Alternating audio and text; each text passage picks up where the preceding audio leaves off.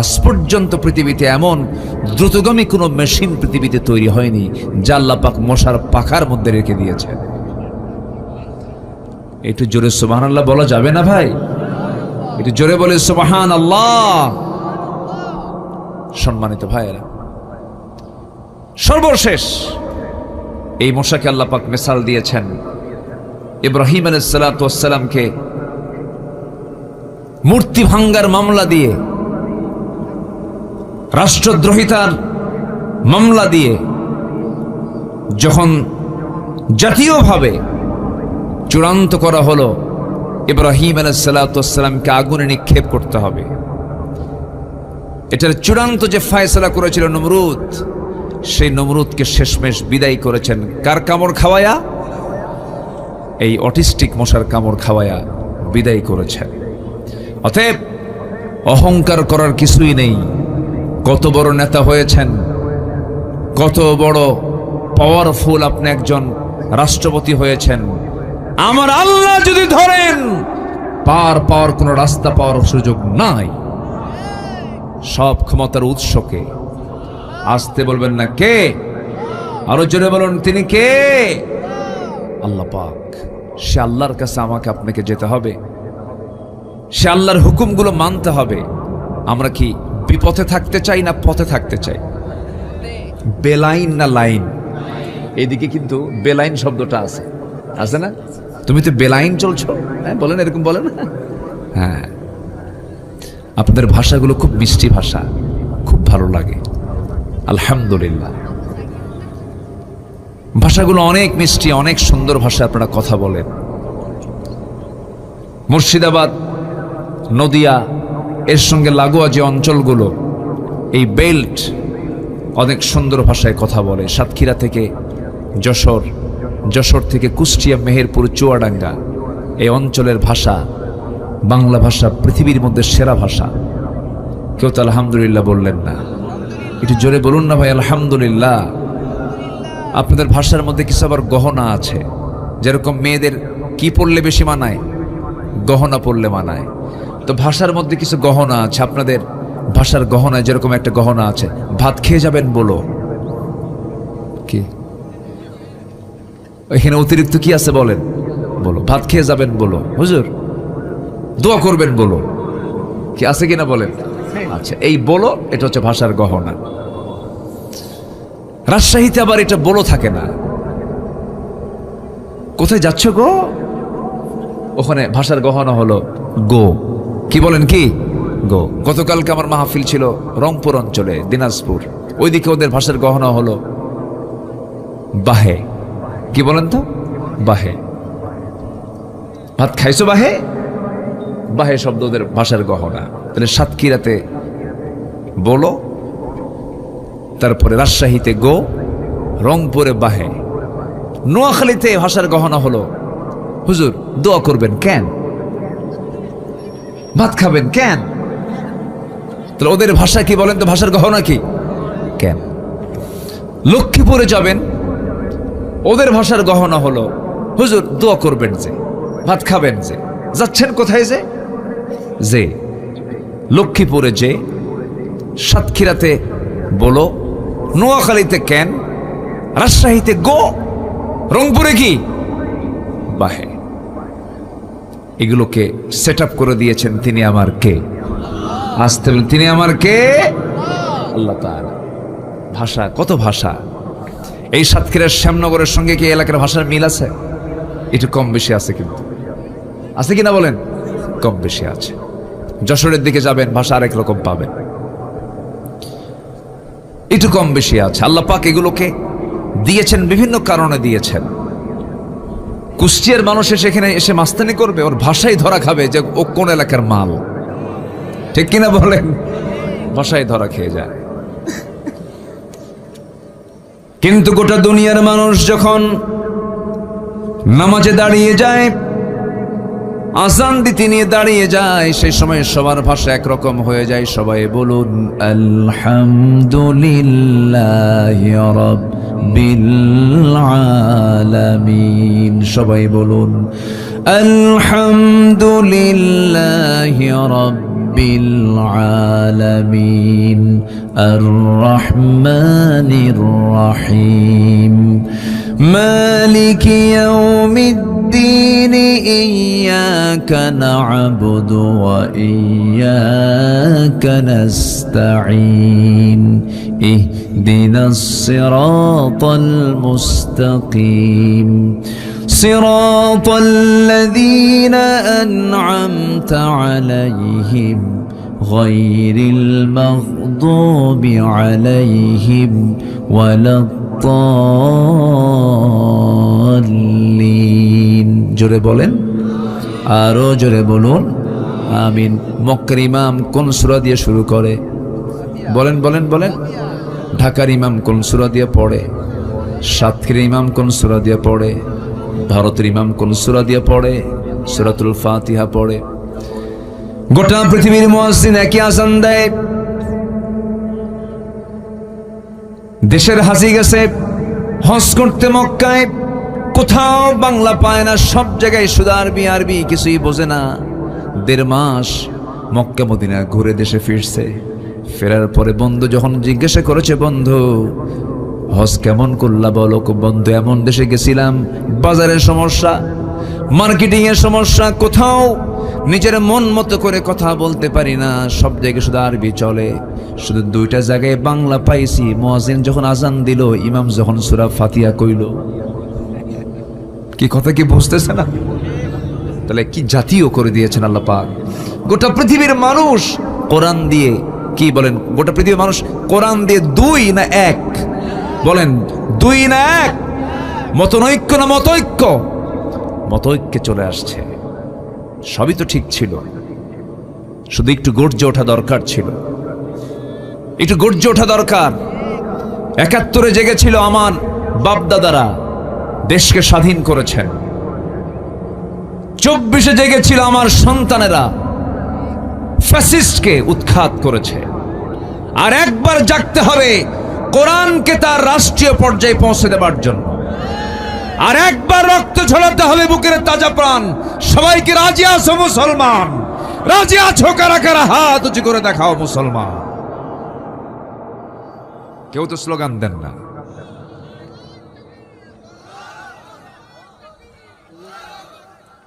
হলো না, একটু মাঝখান থেকে দাঁড়ান না, একটু স্লোগান দেন জোরে।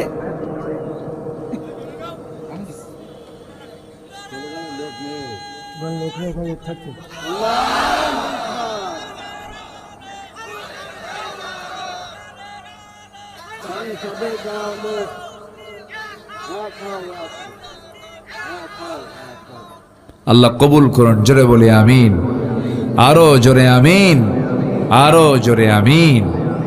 সম্মানিত ভাইরা, আমরা কি লাইনে থাকতে চাই না বেলাইনে থাকতে চাই? জান্নাত কি বেলাইনে না লাইনে? লাইনের আরবি হলো সিরাত। লাইনের আরবি কি বলেন? সিরাতুল মুস্তাকিম। ইহদিনাস সিরাতাল মুস্তাকিম। আল্লাহর কাছে আমরা সঠিক পথটার জন্য আল্লাহর কাছে চাই, আল্লাহ আমাদের সঠিক পথ দেখায় দাও। সেই সঠিক পথ থেকে আমাকে বেলাইনে অন্য পথে নিয়ে যাওয়ার জন্য প্রাণান্তকর যে চেষ্টা চালায়, তার নাম কি বলেন? তার নাম কি? ইবলিস। কি নাম বলেন?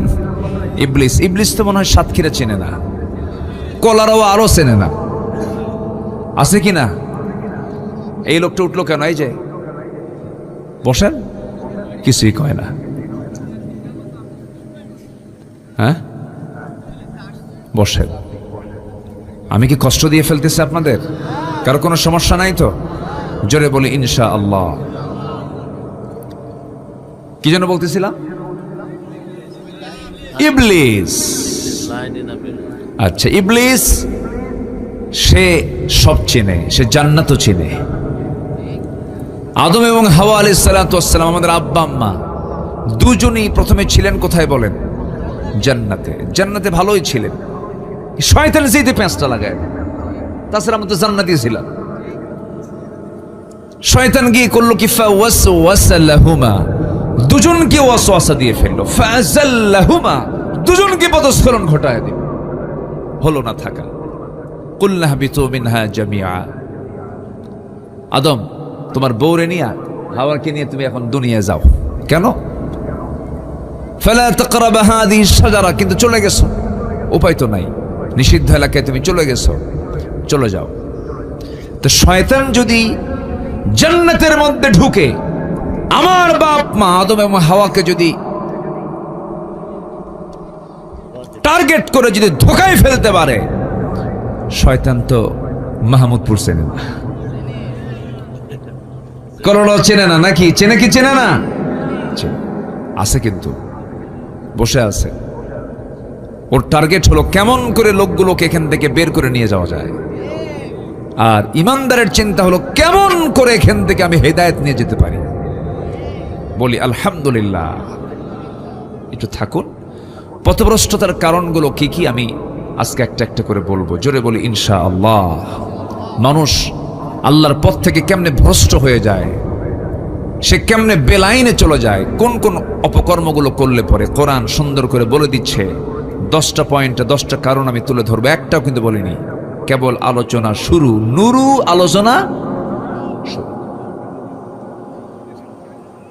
ঠিক আছে না? জি।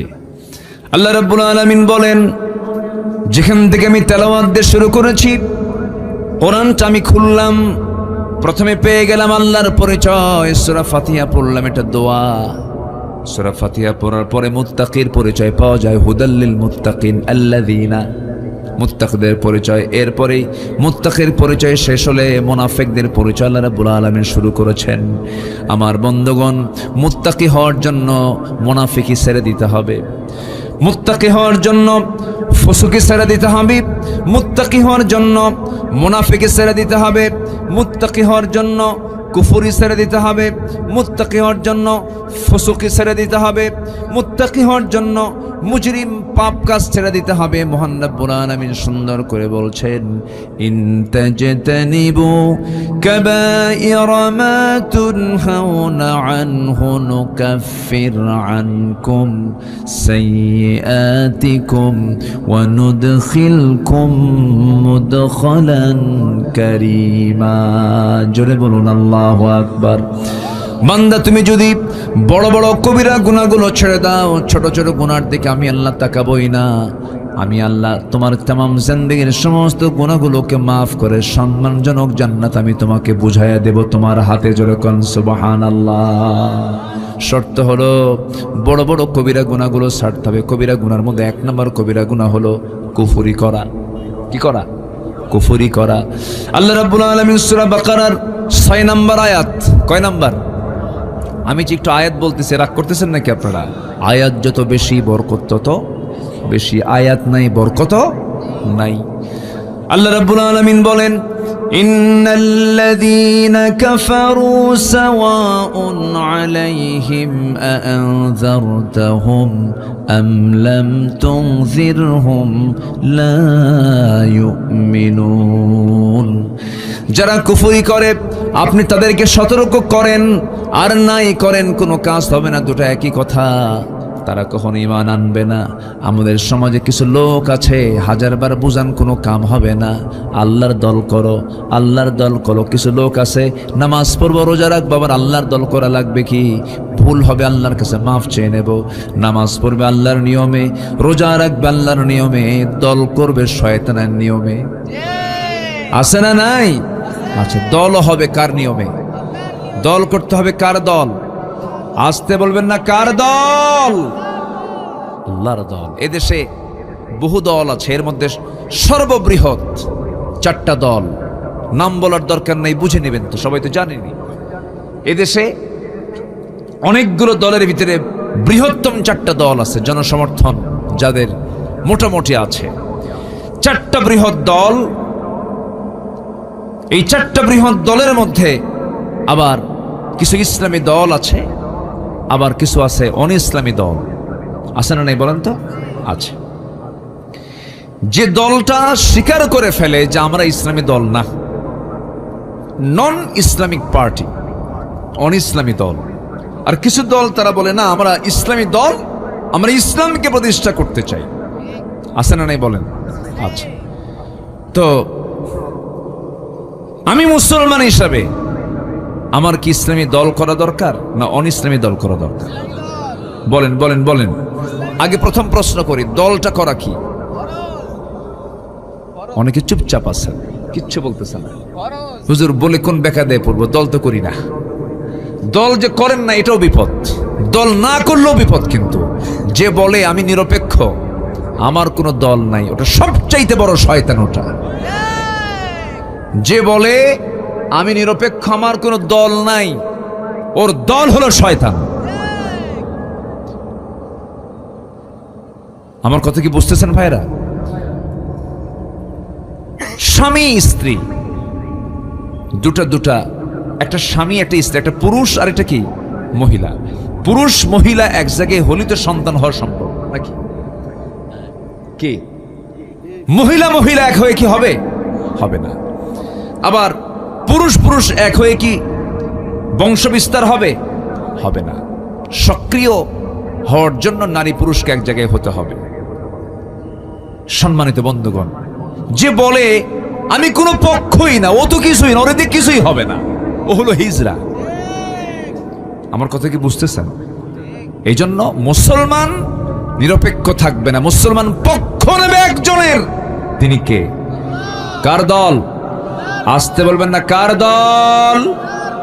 সে দলের নাম কি? আরো জোরে, আরো জোরে, আরো জোরে। মনে হয় কষ্ট দিয়ে ফেলতেছে আপনাদের। হুজুর এগুলো কি কন? এটা নামাজের বয়ান করেন, একটু কান্দায় ফেলেন না। আমাকে লাইন আগে খুঁজে বের করতে হবে, জান্নাতের লাইন কোনটা। অনেক জাহান্নামী জাহান্নামে যাবে, নামাজ পড়েও তারা জান্নাত পাবে না। আছে না নাই? অনেকে ব্যক্তিগত জীবনে ইসলামকে মানতে চান, কিন্তু রাজনৈতিক জীবনে, রাষ্ট্রীয় জীবনে ইসলামকে মানতে চান না। উনি মুসলমান নন, উনি ভণ্ড, উনি প্রতারক। ক্লিয়ার কথা, নির্ভেজাল কথা বলছি। পছন্দ হলে আলহামদুলিল্লাহ, না হলেও আলহামদুলিল্লাহ। কথা ক্লিয়ার হওয়া উচিত। কোরআন ক্লিয়ার কথা বলে দেয়। দেখেন আল্লাহ আরো কি ক্লিয়ার বলতেছে, দেখেন। আমার না কথা, কোরআন বলতেছে।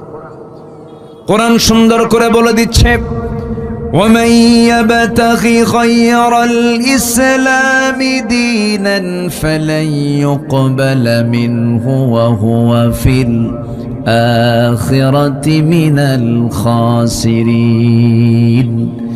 দল হিসাবে, পার্টি হিসাবে, জীবন বিধান হিসেবে যারা ইসলামকে ছেড়ে দিয়ে অন্য কোনো দলকে গ্রহণ করবে, নন ইসলামিক পার্টি করবে, অন ইসলামী দল যারা করবে, ইসলামী দল বাদ দিয়া, আল্লাহ বলছেন ওর নামাজ, ওর রোজা, ওর হজ, ওর যাকাত, ওর দান সদকা, মসজিদ মাদ্রাসা নির্মাণ করা, মাহফিল করা, কোনো কিছু কবুল হবে না যদি সেই ইসলামী দল না করে। এই জন্য দল করতে হবে কার? আসতে বলবেন না, কার? ইসলামটা এসেছে কার পক্ষ থেকে? আদমের দলের নাম কি ছিল? জোরে জোরে জোরে জোরে আমাদের বাপকে বলেন। আদম বলেন, আমাদের বাপকে। আদম, তার দলের নাম কি ছিল? আমার নবীর নাম কি বলুন? মুহাম্মদ সাল্লাল্লাহু, তার দলের নাম কি ছিল? ইসলাম। জাতির পিতাকে? আরো জোরে। এটা তো 16 বছর আটকে রাখছিল, এটা 16 বছর আটকে রাখছিল না একটু?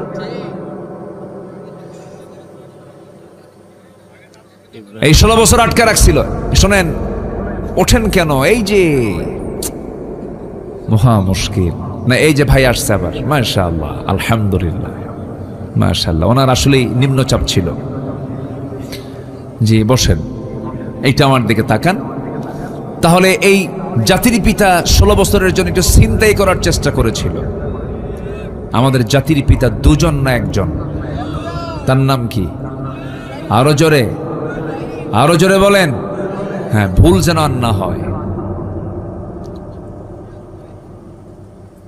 জাতির পিতা হওয়ার জন্য জোর করে জাতির পিতা চাপিয়ে দেওয়া যাবে না।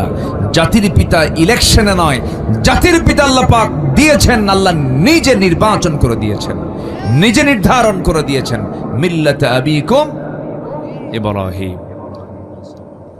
এমনি জাতির পিতা হননি, পরীক্ষা দিয়েছেন, পাশ করেছেন। এমন কোন সাইড নেই যে আমরা দাঁড়িয়ে রাখি সুন্নতে ইব্রাহিম। কিছু কিছু সুন্নাহ আছে যেটা সাইয়েদনা ইব্রাহিম আলাইহিস সালাম থেকে আসছে। খাতনা করি, খাতনা, এটাকে এলাকে কি বলে দেখছেন? এটা খাতনা মানে ওটা করলে মুসলমান হয়ে গেছে নাকি? মুসলমানি নাকি কি নাম কয়? মুসলমানি বলে। কিন্তু না, এই মুসলমান ছাড়াও খাতনা করার বহু গ্রুপ আছে গোটা দুনিয়াতে, আছে না নাই? আছে। এটা অতিরিক্ত অংশ, এটাকে কেটে ফেলে দেয়, এরকম বহু আছে, কিন্তু তারা মুসলমান না। ওটা কাটলেই, খাতনা করলে যে মুসলমান হয়ে গেল তা কিন্তু না। মুসলমান হওয়ার জন্য খাতনা শর্ত না ঈমান শর্ত? কি শর্ত বলেন? ঈমান শর্ত। ইব্রাহিম আলাইহিস সালামের বয়স যখন 80 বছর হলো, কত বছর বলেন? 80 বছর। 80 বছরে কি ইয়াং না বুড়া মানুষ? বুড়া মানুষ। ওই সময় তার একটা কাজ বাদ ছিল, বলা হলো ইব্রাহিম তোমার এই খাতনা করা বাদ আছে, তোমাকে খাতনা করতে হবে, তাই না? কত বছর বলেন? কত বছর বলেন? 80 বছর। আমার বন্ধুগণ, আল্লাহ পাক তাকে জাতির পিতা হিসেবে সিলেকশন দিয়েছেন, এই জন্য তাকে দিয়ে অনেক কিছু কাজ করিয়ে নিয়েছেন। যখন 80 বছর পূর্ণ হলো, তাকে বলা হলো ইব্রাহিম তোমাকে খাতনা করতে হবে। তিনি বলছেন আমি কেমন করে খাতনা করব? কে আমার খাতনা করে দেবে? আল্লাহ বলছেন এই বুড়ো বয়সে তোমার লুঙ্গি খুলবে কে? তোমার সতর কে দেখবে? অতএব তোমার খাতনা তোমাকেই করতে হবে। বলুন তো ভাই, এই কাজটাকে সহজ না কঠিন?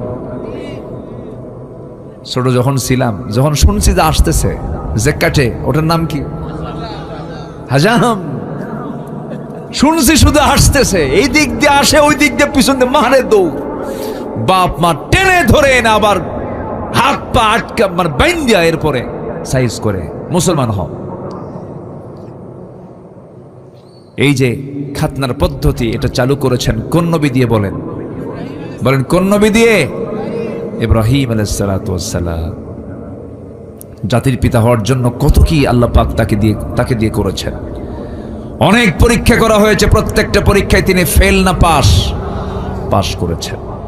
আমি খুবই আনন্দিত, আপনারা একটা লোক নড়েননি মাহফিল থেকে, সবাই পিনপতন হয়ে বসে আছেন। বলি আলহামদুলিল্লাহ। পথভ্রষ্টতার কারণ হলো 10টা। কয়টা বলেন তো? 1 নম্বর বলেছি কুফরি করা। কি করা বলেন? কুফরি করা। আরো আছে কয়টা? 9টা। আমরা সুন্দর করে শুনবো, বসে বসে শুনবো। মা বোন মাহফিল আসছেন, আল্লাহ তুমি মা বোনদের অংশগ্রহণকে কবুল করো, বেশি করে মার্কেটিং করার তৌফিক দাও। সবাই হাসে, মার্কেটে যায় না, একজন কিছু সুবহানাল্লাহ, একজন কিছু সুবহানাল্লাহ। আচ্ছা সত্যি করে বলেন তো, মার্কেটে এখন পুরুষ বেশি না মহিলা বেশি বলেন তো? মেয়েরা সব মার্কেটে ঢুকছে আর পুরুষরা সব হাতে চুড়ি দিয়ে বসে আছে। যাও, গো টু মার্কেট। হ্যাঁ, না গেলে পছন্দ হয় না। স্বামীকে এক ধমক দিয়ে কাজ করে থুয়ে দেয়। তুমি কি মার্কেট বুঝো কিছু? তুমি তো সংসারে আগুন ধরায় দিছো, মার্কেট বুঝো তুমি? এক ধমকে বাড়িতে কাজ করে রেখে বলে বাচ্চা তুমিই দেখো, বাচ্চার বয়স 1.5 বছর, তুমি দুধ খাওয়াও। ফিডার একখানা হাতের মধ্যে দিয়া ঢং ঢং করে মাথার চুল আঁচড়ানো, চুল ছেড়ে দিয়া, মাথায় কাপড় নাই, ওড়না নাই, 3 পিস পরে, হাই হিল লাগাইয়া, পাশে একখান ভ্যানিটি একখান ব্যাগ নিয়া, ঠোঁটে লাল লিপস্টিক লাগাইয়া, কপালে একখান টিপ লাগাইয়া, আশকারা মাস্কারা, যুবকের তো কাম সারা, একটা ঝাঁঝালো সেন্ট লাগায়া চললো মার্কেট। কলারোয়ার মার্কেটে ঢুকে পড়লো। কাপড় কিনতে হবে, একদম শাড়ির দোকানের সামনে গিয়ে বসে ঠ্যাঙের উপরে ঠ্যাং তুলে দিয়ে দোকানদারকে লক্ষ্য করে বলে ভাইয়া এটা শাড়ি দেখানো যাবে কি? দোকানদারও কম না, দোকানদার সঙ্গে সঙ্গে একখান শাড়ি বের করে নিজের দেহের সঙ্গে লটকায় দিয়ে বলে আপা এই শাড়ি কিন্তু আপনাকে দারুণ মানাবে। ওটা আরেক বদমাইশ। আছে না নাই? এই নোংরামি ইমানদার করতে পারে না, এই পর্দাহীনতা ইমানদার নারী করতে পারে না। আমার মা, আপনার কথারও পর্দা আছে, দেহ তো দূরেই থাকলো, আপনার কথার যে সৌন্দর্য এটাও পর পুরুষকে দেখানো যাবে। আসতে বলুন, দেখানো যাবে। وقل قولا معروفا فيطمع الذين في قلبه مرض। যাদের অন্তরে রোগ আছে, কথা শুনলেও ওর মধ্যে ইশক জাগে, ইশক জাগে। এটা ভাবতে হবে, ঠিক আছে না?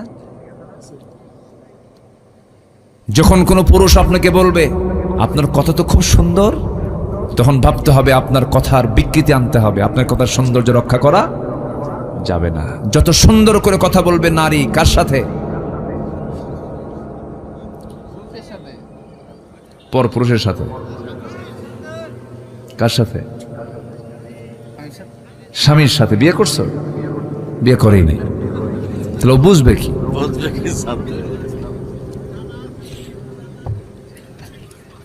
দেখছেন, বুঝবে কি জ্বালা কি জিনিস? দেখেন, বিয়ে শাদী করে এখন বইয়ের দিকে দোষ চাপায় দিচ্ছে। আমার মা, শুনে রাখেন, বাড়িতে সাইজ করতে হবে কিন্তু। স্বামী স্ত্রীর যদি ইসলাম থাকে, স্বামী স্ত্রীর মধ্যে, আল্লাহর কসম করে বলি, যে স্বামী স্ত্রীর মধ্যে ইসলাম থাকবে, ওই স্বামী স্ত্রীর দাম্পত্যময় জীবন হবে জান্নাতের টুকরা। বলি আলহামদুলিল্লাহ, জোরে বলি আলহামদুলিল্লাহ। ইমান টিকে রাখবেন, ইসলাম রাখবেন, সব কাজে বরকত দিয়ে ভরপুর করে দিবেন তিনি আমার কে? আল্লাহ পাক। আমার বন্ধুগণ, পথভ্রষ্টতার দিকে যাওয়া যাবে না, কুফরির দিকে যাওয়া যাবে না। ইমানের সঙ্গে এটা সাংঘর্ষিক। কুফরিটা কি? কুফরি হলো যে আল্লাহর বিধানকে অবিশ্বাস করে, যে আল্লাহর আইন কানুনকে অমান্য করে, আল্লাহর বিধানকে মেনে নিতে পারে না, আখিরাতকে বিশ্বাস করতে পারে না, পর্দার নিয়মকে মানতে চায় না, দিনের নিয়মকে মানতে চায় না। এই ধরনের লোকগুলোকে আপনি যতই সতর্ক করেন, হে রাসূল, আনযারতাহুম আম লাম তুনযিরহুম সাওয়াউন আলাইহিম, তাদের কাছে সমান কোনো কাজ হবে না, তারা কখনো ঈমান আনবে না। কারণ আল্লাহ নিজেই বলছেন, খাতামাল্লাহু আলা কুলুবিহিম ওয়া আলা সামঈহিম ওয়া আলা আবসারিহিম গিশাওয়াতু ওয়া লাহুম আযাবুন আযীম। জোরে বলুন আল্লাহু আকবার। আমার বন্ধু, হেদায়েতের মালিককে, আর জোরে বলুন হেদায়েতের মালিককে। আপনি জোর করে কাউকে হেদায়েত দিতে পারবেন নাকি? একজন নবী ছিলেন, নূহ আলাইহিস সালাতু ওয়াস সালাম, তার বউ ছিল কাফেরা। লূত আলাইহিস সালাতু ওয়াস সালাম একজন আল্লাহর নবী, তার স্ত্রী ছিল কাফেরা। আমার নবীজির আপন চাচা আবু তালেব সারা জীবন নবীর পক্ষে কাজ করেছেন, তিনিও ছিলেন একজন কাফের। রাসূল তাকে হেদায়েত দিতে পারেন নাই। আপন চাচা আবু লাহাব নবীর বিরুদ্ধে অবস্থান নেওয়ার কারণে, নবীর বিরুদ্ধে ষড়যন্ত্র করার কারণে আমার নবীজি তাকে দাওয়াত দিয়েছেন, কিন্তু কোনো কাজ হয় নাই। ইসলাম কবুল করতে পারে নাই, বরঞ্চ শত্রুতা করেছে। দুই চাচার মধ্যে তফাৎ হলো, আবু লাহাব নবীর বিরুদ্ধে ষড়যন্ত্র করেছে, কিন্তু আবু তালেব ঈমান না আনলেও, কাফের থাকলেও নবীর পক্ষে সারা জীবন কাজ করেছে। নবীর পক্ষে কাজ করলে হবে কি, দল হিসেবে ইসলাম না মানার কারণে সেই চাচাটাও জান্নাতি না জাহান্নামী? জাহান্নামী। শুধু মোহাব্বত করলে হবে না, নবীর প্রতি মোহাব্বত শুধু রেখেই জান্নাত পাওয়া যাবে না। খাদিজার ভূমিকা আসতে হবে, তালিবের ভূমিকায় গেলে জান্নাত পাওয়া যাবে না। খাদিজার ভূমিকা আসতে হবে। আম্মাজান খাদিজা মোহাব্বত করেছেন, আনুগত্য করেছেন।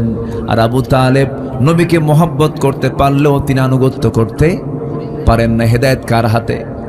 আসতে বলবেন না কার হাতে? আমার নবীজি যখন দেখতে পাচ্ছেন আপন চাচা আবু তালেব দুনিয়া থেকে বিদায় নিচ্ছেন, তার বাল্য জীবনের কথা মনে হয়ে গেল। জন্মের পূর্বেই বাপ দুনিয়া থেকে বিদায় নিয়েছেন। জন্মের পরপর 5 বছরে তার মা দুনিয়া থেকে বিদায় নিয়েছেন। জন্মের 8 বছরে তার দাদা দুনিয়া থেকে বিদায় নিয়েছেন। সেই 8 বছর থেকে শুরু করে নিয়ে নবুয়ত পর্যন্ত, নবুয়ত পরবর্তী একটা সময়, নির্দিষ্ট সময় পর্যন্ত, যে রাসূলকে ডানে বামে সামনে পেছনে জেল খেটে পর্যন্ত রাসূলকে মোহাব্বত করে তাকে কাছে টেনেছেন, তার নাম হলো আবু তালেব। মোহাব্বত ছিল কিন্তু ঈমান, আসতে বলেন ঈমান ছিল না। মোহাব্বত আছে, ঈমান নাই, কাজ হবে না। ঈমানটা থাকতে হবে তার সবার আগে। কিন্তু আপনি তো হেদায়েত দিতে পারবেন না। হেদায়েতের চাবি কার হাতে? আসতে বলবেন না কার হাতে? আমার নবীর হাতে যদি হেদায়েতের চাবি থাকতো, রাসূল তাকে কালেমা পড়ায়া দিতে পারতেন, হেদায়েত দিতে পারতেন। আমার নবীজি তাকে জোরাজুরি কখনো করেন নাই, কারণ আবু তালেব সচেতন মানুষ ছিলেন। তিনি জানতেন মুহাম্মদ আল্লাহর নবী। নিজের দুটো ছেলে জাফর এবং সাইয়েদনা আলী রাদিয়াল্লাহু আনহুমা দুজনকে ডাক দিয়ে বলছেন, আলী, জাফর, তোমরা দুইজনই আমার ভাতিজার কাছে চলে যাও, মুহাম্মাদের দিন গ্রহণ করে নাও। আল্লাহু আকবার বলেন। দাওয়াত দিত, বলেও দিতেন, যা আমার জাফর মুহাম্মাদের কাছে যা, আলী মুহাম্মাদের কাছে যা, কালেমা পড়। আলী, তুমি দাঁড়িয়েছো মুহাম্মাদের বাম পাশে, জাফর তুমি মুহাম্মাদের ডান পাশে দাঁড়িয়ে নামাজ পড়।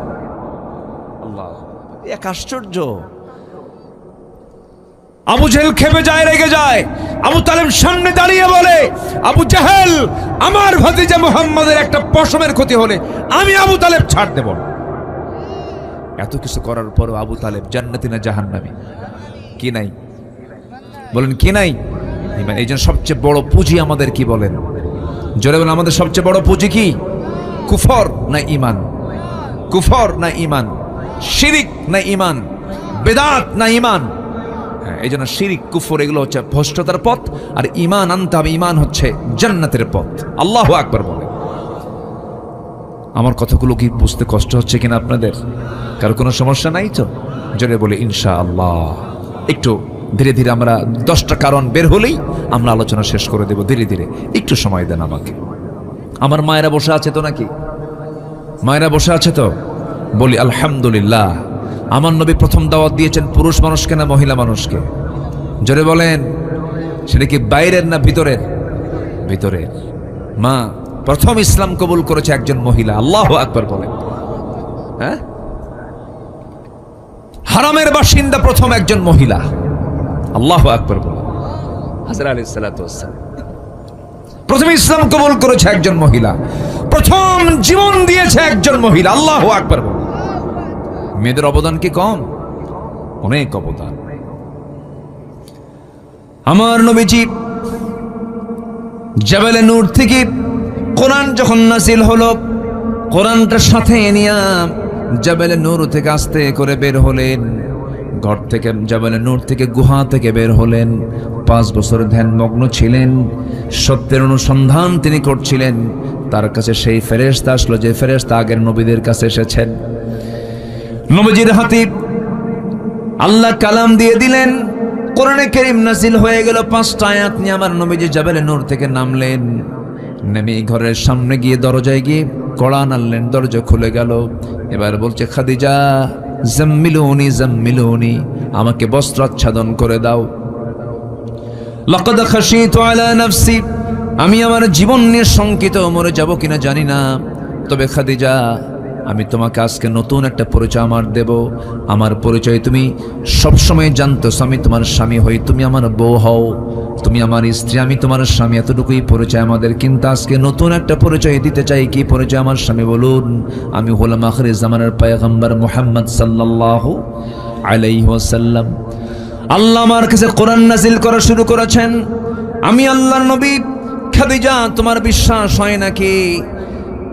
আম্মা জান খাদিজা চোখের পানি আটকাতে পারছেন না, তিনি কেঁদে ফেলে বলছেন, আল্লাহর কসম করে বলি, 15টা বছর ধরে যার সঙ্গে দাম্পত্যময় জীবন চালালাম, যার মুখ থেকে একটা লাইন বাজে কথা বলতে শুনলাম না, যিনি কোনোদিন মিথ্যা কথা বললেন না, যিনি কখনো অযাচিত কোনো আচরণ করলেন না, যিনি উগ্র স্বভাবের নন, যিনি এত সুন্দর মার্জিত মানুষ, যার মুখে একটা মিথ্যার ছোঁয়া কোনোদিন পাই নাই, সততায় ভরা, নিষ্ঠায় ভরা মানুষ, আপনি যে আল্লাহর নবী হবেন আমি খাদিজাতে বিন্দু পরিমাণ কোনো সন্দেহ রাখি না। সবাইকে সাইজ করা যায়, বউকে সাইজ করা কিন্তু এত সস্তা না। আপনি আজকে একটা নতুন যা পরিচয় দেন না কেন, বলবে তুমি কয় নাম্বার কোন জাতের লোক আমার জানা আছে। কি কথা বোঝেন না? স্ত্রীর কাছে সার্টিফিকেট পাওয়া কিন্তু এত সহজ না। হুজুর হুজুর মানুষ ঠিকই করে, হুজুর আমি আপনার খুব ভক্ত, কিন্তু বউয়ের কাছে হুজুর হওয়া খুব কঠিন। বউ জানে আপনি কয় নাম্বার হুজুর। এই জন্য সবার আগে ভালো হতে হবে দূরের লোকের কাছে না কাছের লোকের কাছে? কাছের লোকের কাছে। আপনি কতটুকুন মেজাজওয়ালা দূরের লোক বুঝবে না। আপনি কত বড় বদ মেজাজি সবচেয়ে বেশি জানবে কে? বলেন, কে জানবে? নিজের স্ত্রী। ও আপনার ভিতরটাও জানে, ও আপনার বাইরেরটাও জানে। আমার নবীজি 15 বছর তার সামনে এমন মডেল হয়েছিলেন, বলতে দেরি হয় নাই, নিজের বাপ দাদার ধর্ম সব মাইনাস করে তিনিও বলে ফেললেন, আশহাদু আল্লা ইলাহা ইল্লাল্লাহু ওয়াহদাহু লা শারীকা লাহু ওয়া আশহাদু আন্না মুহাম্মাদান আবদুহু ওয়া রাসূলুহু। হেদায়েতের মালিককে বলেন, আসতে বলবেন না কে? আম্মা জান খাদিজাকে একবার বললেই তিনি ইসলাম কবুল করে ফেললেন। সাইয়েদনা আলীর কাছে গেলেন, 10 বছরের ছোট্ট বাচ্চা, তার সামনে গিয়ে বলছেন, ও আলী, আমি আল্লাহর নবী, তোমার কি বিশ্বাস হয় নাকি? আলী বলছেন, কোনো টেনশন না, আমাকে পড়িয়ে দেন, লা ইলাহা ইল্লাল্লাহু মুহাম্মাদুর রাসূলুল্লাহ। 3 বছরের ছোট, 3 বছরের বড় রসুল, বাল্যদিনের বন্ধু, হিজরতের সাথী, দুঃসময়ের সাথী, আমার নবীর পরই যার স্থান, তার নাম কি বলেন? বলেন বলেন কে? সাইয়েদনা আবু বকর রাদিয়াল্লাহু তাআলা আনহু। তার সামনে গিয়ে বলছেন, বন্ধু বন্ধু এদিকে আসো, আমি তোমাকে আজকে নতুন করে আমার একটা পরিচয় দেব। গোটা বাল্য জীবন তোমার সঙ্গে পার করলাম, বাল্য জীবনে বিড়ি খাওয়া আছে না নাই? এই আছে না? বলেন বলেন বলেন। কত দুষ্টামি, কত ফাজলামি, কত গাছের ফল চুরি করা, কি দুষ্টামি ফাজলামি আছে না? কত কি আছে। এই বাল্য জীবন যার সঙ্গে পার করেছেন, সেই বাল্য বন্ধুর কাছে গিয়ে বলছেন, ও বাল্য বন্ধু আবু বকর, আজকে আমি তোমাকে নতুন একটা পরিচয় করে দেব। আমার পরিচয় হলো আমি আল্লাহর নবী। বলতে দেরি, উত্তর দিতে দেরি হলো না, হাতটা গায়ে দিয়ে বলছে, বন্ধু, আমি তোমাকে ছোট থেকে আজ পর্যন্ত দেখলাম, তুমি যে আল্লাহর নবী হবে সব গুণ আমি তোমার মধ্যে পেয়ে গেছি। জোরে বলি সুবহানাল্লাহ, আরো জোরে বলি সুবহানাল্লাহ। নবীজি হিজরত করে এসেছেন, নবীজি মেরাজ করে এসেছেন। মেরাজ করে এসে, মক্কার ঘটনা এটা, মক্কি জিন্দেগীর ঘটনা এটা। আমার নবীজি ইসরা করেছেন, মসজিদে হারাম থেকে মসজিদে আকসা পর্যন্ত তিনি রাত্রি ভ্রমণ করেছেন। আসরা বিআবদিহি লাইলাম মিনাল মসজিদিল হারাম ইলাল মসজিদিল আকসা। এই যে ইসরা করলেন, মেরাজ করলেন, 29 সেকেন্ড সময়ের ভিতরে এই রাত্রি ভ্রমণ হয়ে গেল। জান্নাত জাহান্নাম দেখা হলো, আল্লাহর সঙ্গে দিদার হয়ে গেল। তিনি বললেন, আবু বকর, সকালবেলা হওয়ার সঙ্গে সঙ্গে বলছেন, আবু বকর, আমি তো গত রাত্রে প্যালেস্টাইন গিয়েছিলাম, বাইতুল আকসা ঘুরে আসলাম, তোমার কি বিশ্বাস হয় নাকি?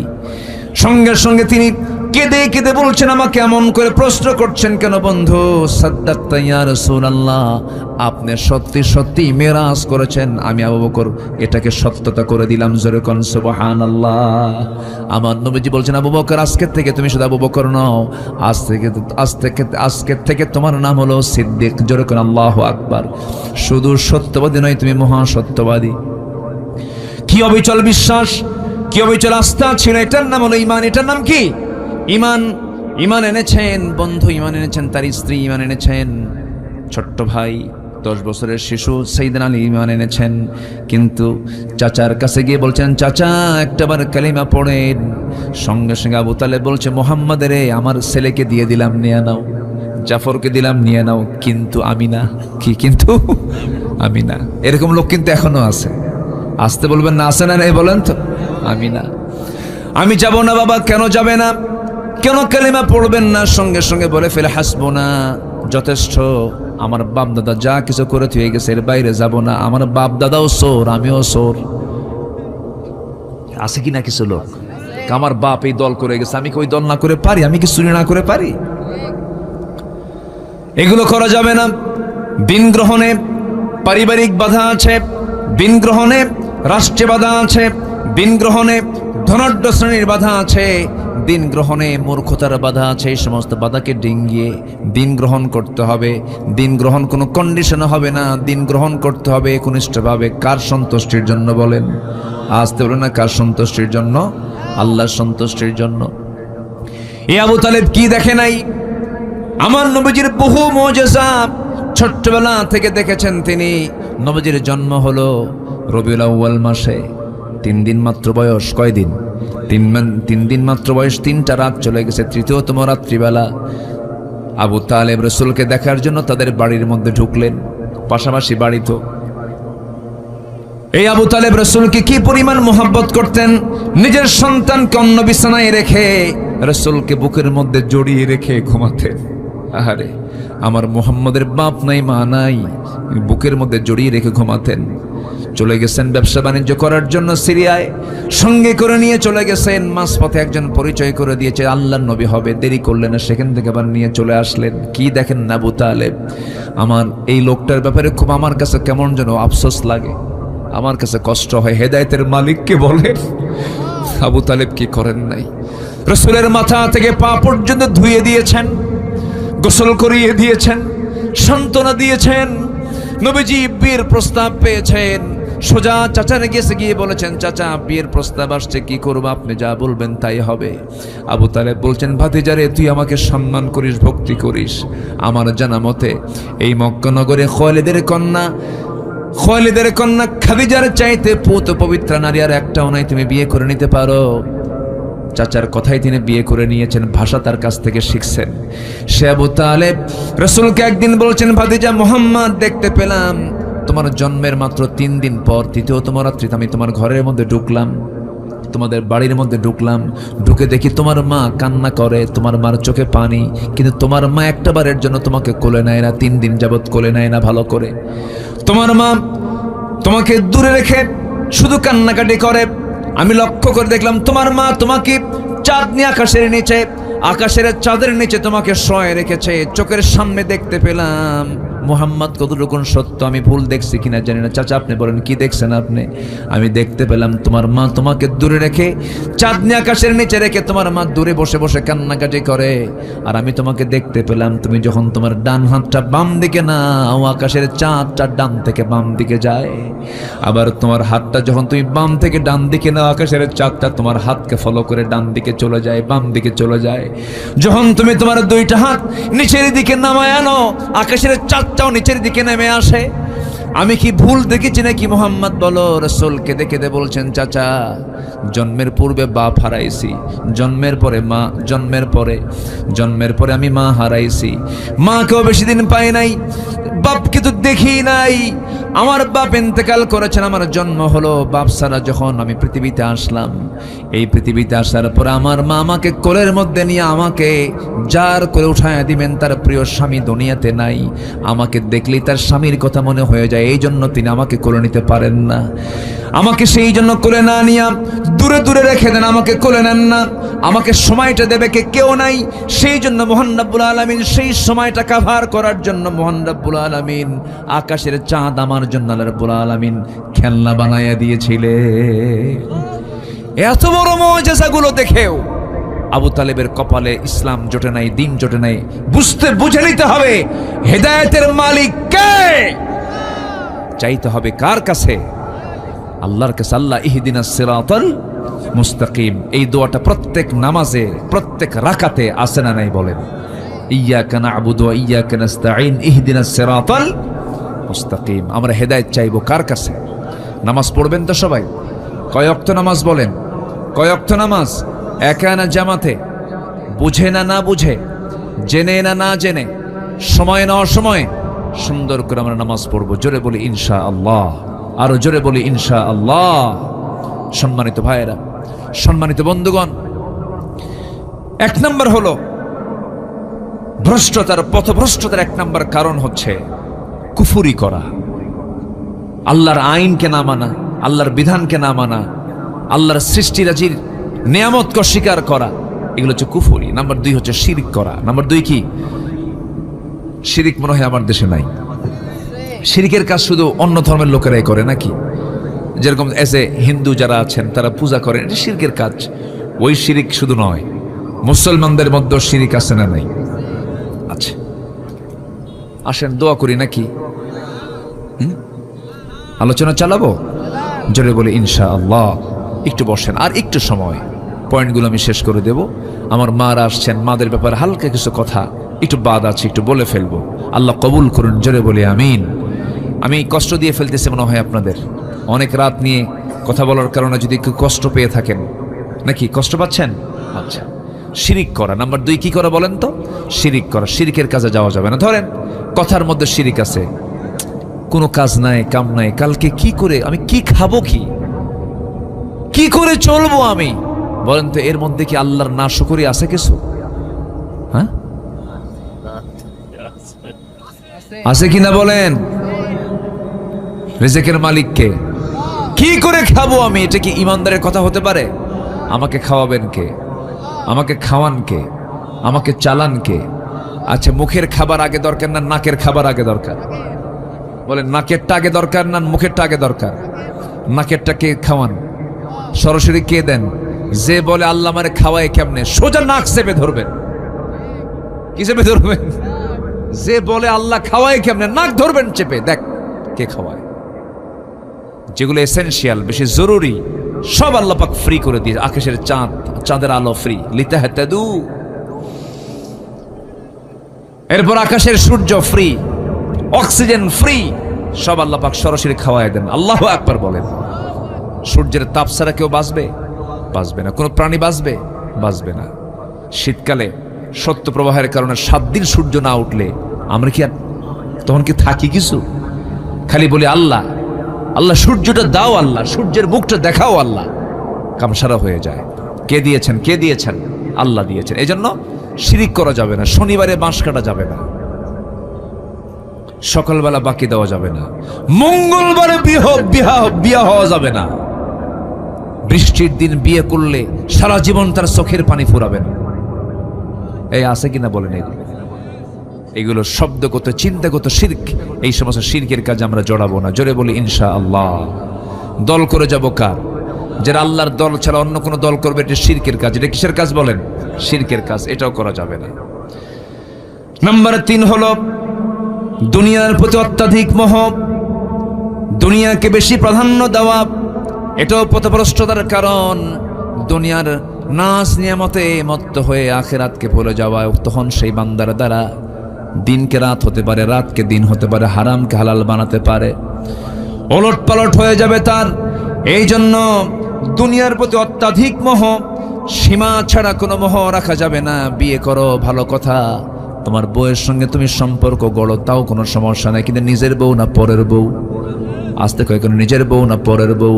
নিজের বউটার মোহটা এটা আপনার জন্য জায়েজ, এটা আপনার জন্য সওয়াবের কারণ, কিন্তু পরের বউয়ের প্রতি যে লোভটা কাজ করে, এটা কি বৈধ না অবৈধ? অত্যাধিক হয়ে গেল। এটা কি হয়ে গেল? বেশি বেশি হয়ে গেল, গুনার কাজ হয়ে গেল, ধ্বংস। দুনিয়ার প্রতি এত বেশি মোহ রাখা যাবে না। হ্যাঁ, আপনার কামাই করা দরকার। মিন আইনা ইকতাসাবাহু, কোন জায়গা থেকে কামাই করলে, কোথায় ব্যয় করলে, এটাকে চিন্তা করে চালাও। এই কামাই তোমাকে জান্নাতে নিয়ে যাবে। কিন্তু তুমি জনগণের সমস্ত সম্পদগুলো লোপাট করে সুইস ব্যাংকে টাকা জমা করবে, বিশ্বের বিভিন্ন জায়গায় টাকাগুলো পাচার করবে, এটা তোমার জন্য অত্যাধিক মোহ। এটা তোমার দুনিয়াও ধ্বংস করে দেবে, আখিরাতও ধ্বংস করে দেবে, পথভ্রষ্ট হয়ে যাবে তুমি। আল্লাহ রাব্বুল আলামিন সুন্দর করে বলছেন বান্দারে, উলাইকাল্লাযীনা ইশতারাফুল হায়াতাদ দুনিয়া বিল আখিরাহ ফালা ইউখাফফাফু আনহুমুল আযাবু ওয়ালা হুম ইউনসারুন। জোরে বলুন আল্লাহু আকবার।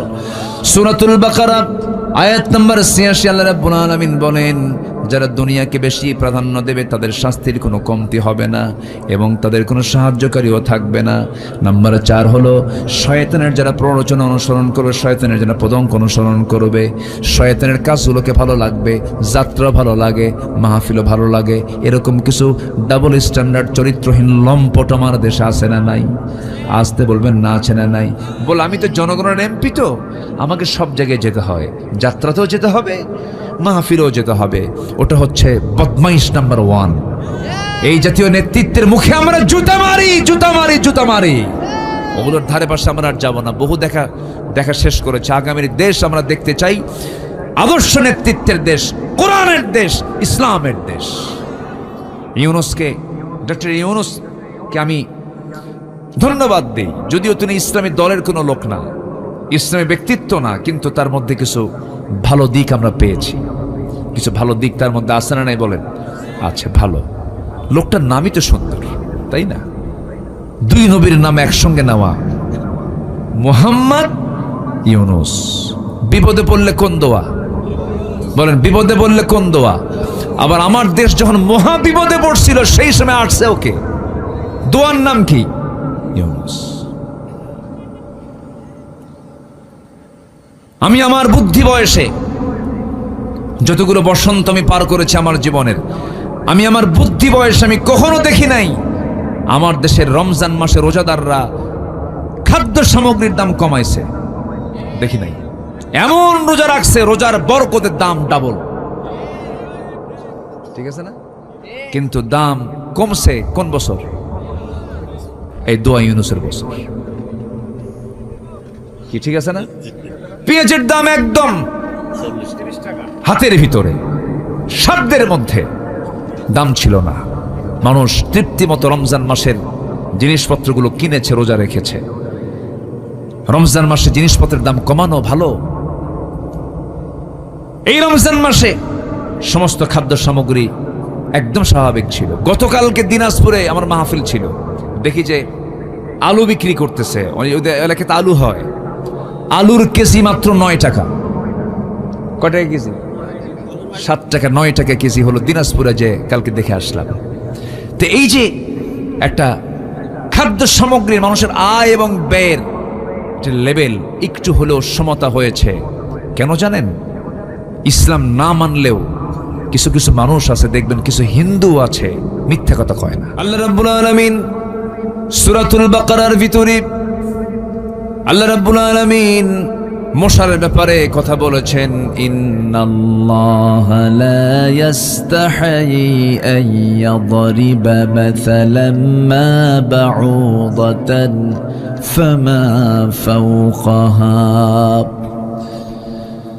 মশার উদাহরণ আল্লাহ রাব্বুল আলামিন দিয়েছেন।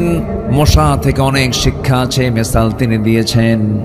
আমার বন্ধুগণ, এই মশাটা মানুষকে যে কামড়ায়, পুরুষ মশা কামড়ায় না, মহিলা মশা কামড়ায়।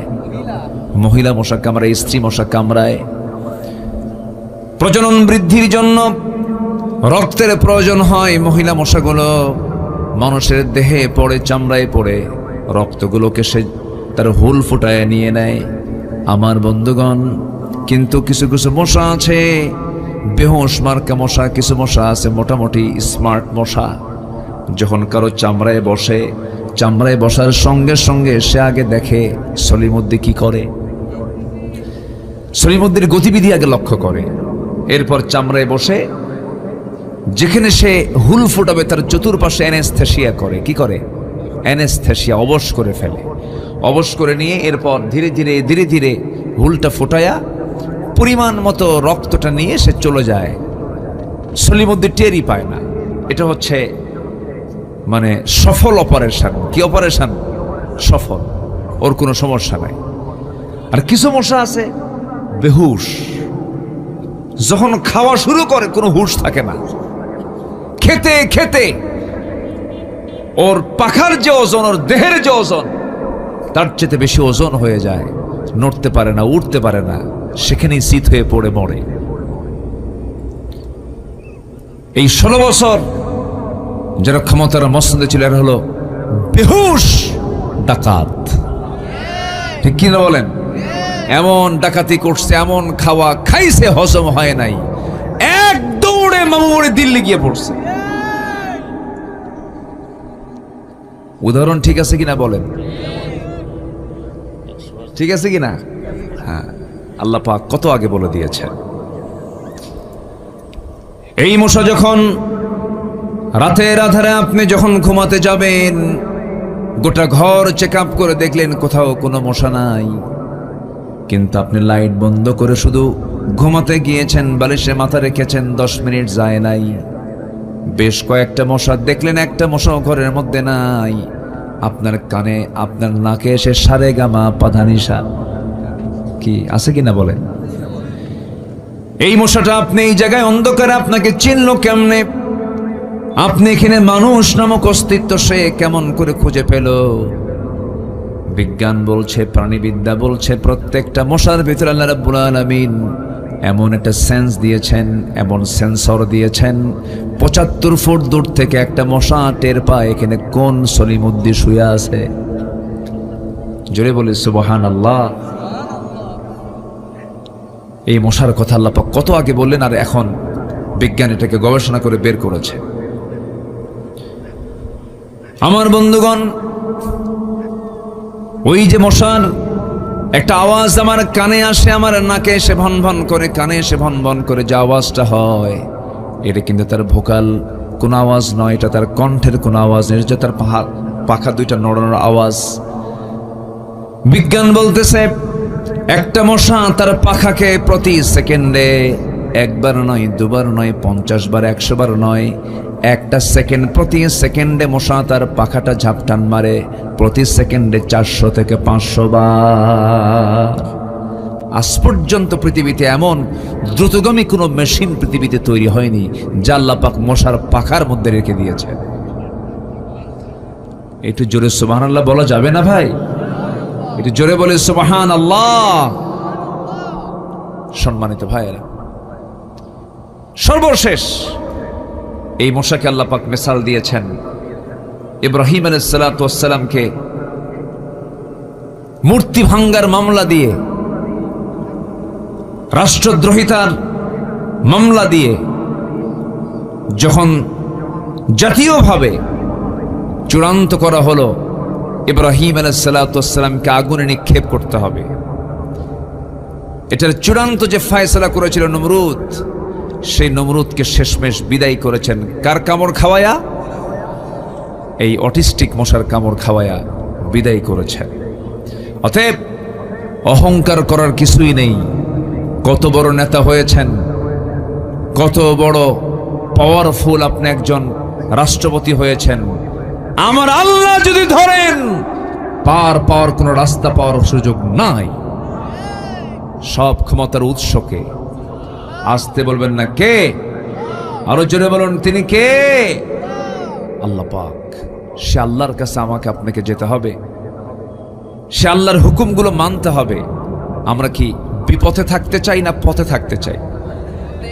বেলাইন না লাইন? এদিকে কিন্তু বেলাইন শব্দটা আছে, আছে না? তুমি তো বেলাইন চলছো, হ্যাঁ বলেন, এরকম বলেন। হ্যাঁ, আপনাদের ভাষাগুলো খুব মিষ্টি ভাষা, খুব ভালো লাগে, আলহামদুলিল্লাহ। ভাষাগুলো অনেক মিষ্টি, অনেক সুন্দর ভাষায় আপনারা কথা বলেন। মুর্শিদাবাদ, নদিয়া, এর সঙ্গে লাগোয়া যে অঞ্চলগুলো, এই বেল্ট অনেক সুন্দর ভাষায় কথা বলে। সাতক্ষীরা থেকে যশোর, যশোর থেকে কুষ্টিয়া, মেহেরপুর, চুয়াডাঙ্গা, এই অঞ্চলের ভাষা, বাংলা ভাষা পৃথিবীর মধ্যে সেরা ভাষা। কেউ তো আলহামদুলিল্লাহ বললেন না? একটু জোরে বলুন না ভাই, আলহামদুলিল্লাহ। আপনাদের ভাষার মধ্যে কিছু আবার গহনা আছে, যেরকম মেয়েদের কি পড়লে বেশি মানায়? গহনা পড়লে মানায়। তো ভাষার মধ্যে কিছু গহনা আছে, আপনাদের ভাষার গহনায় যেরকম একটা গহনা আছে, ভাত খেয়ে যাবেন বলো। কি এখানে অতিরিক্ত কি আছে বলেন?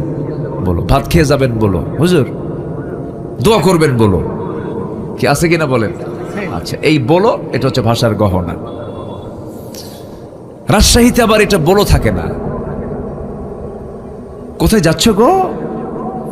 ওখানে ভাষার গহনা হলো গো। কি বলেন? কি গো। গতকালকে আমার মাহফিল ছিল রংপুর অঞ্চলে, দিনাজপুর, ওইদিকে ওদের ভাষার গহনা হলো বাহে। কি বলেন তো? বাহে। ভাত খাইছো বাহে? বাহে শব্দ ওদের ভাষার গহনা। তাহলে সাতক্ষীরাতে বলো, তারপরে রাজশাহীতে গো, রংপুরে বাহে। নোয়াখালীতে ভাষার গহনা হলো হুজুর দোয়া করবেন কেন? ভাত খাবেন কেন? তাহলে ওদের ভাষা কি বলেন তো? ভাষার গহনা কি? কেন? লক্ষ্মীপুরে যাবেন, ওদের ভাষার গহনা হলো হুজুর দোয়া করবেন যে, ভাত খাবেন যে। যাচ্ছেন কোথায়? যে যে লক্ষ্মীপুরে যে, সাতক্ষীরাতে বলো, নোয়াখালীতে কেন, রাজশাহীতে গো, রংপুরে কি বাহে। এগুলোকে সেট আপ করে দিয়েছেন তিনি আমার কে? আসতে বলেন, তিনি আমার কে? আল্লাহ তাআলা। ভাষা, কত ভাষা। এই সাতক্ষীরার শ্যামনগরের সঙ্গে কি এলাকার ভাষার মিল আছে? একটু কম বেশি আছে, কিন্তু আছে কিনা বলেন? কম বেশি আছে। যশোরের দিকে যাবেন, ভাষা আরেক রকম পাবেন, একটু কম বেশি আছে। আল্লাহ পাক এগুলোকে দিয়েছেন, বিভিন্ন কারণে দিয়েছেন। কুষ্টিয়ার মানুষ সেখানে এসে মাস্তানি করবে, ওর ভাষাই ধরা খাবে যে ও কোন এলাকার মাল, ঠিক কিনা বলেন? ভাষায় ধরা খেয়ে যায়।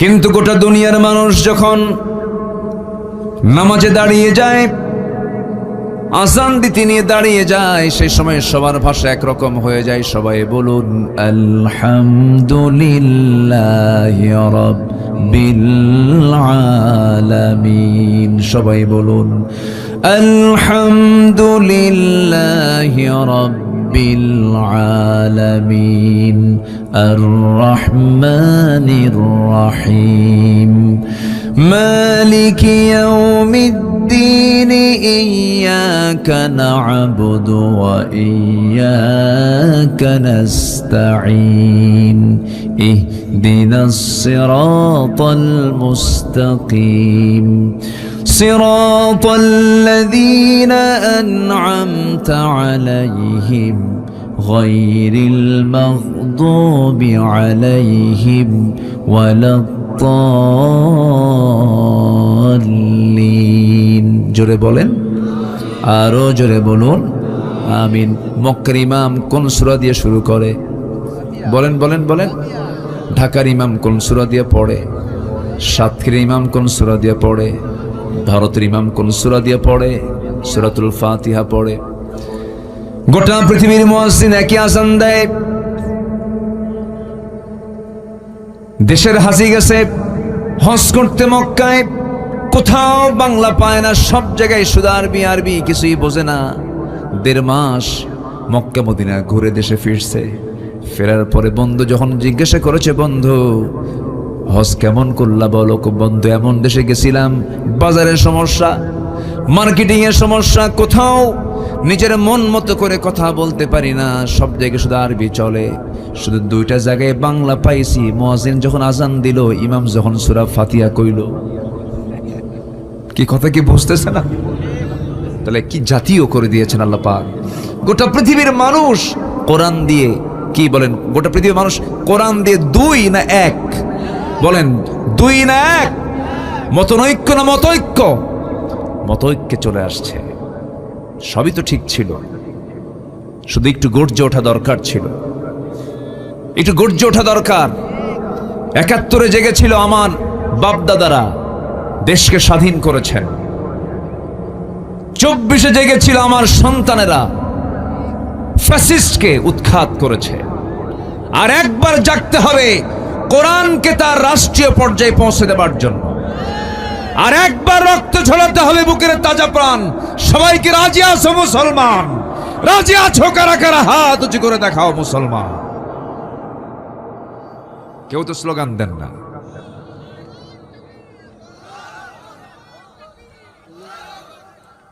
হলো না, একটু মাঝখান থেকে দাঁড়ান না, একটু স্লোগান দেন জোরে।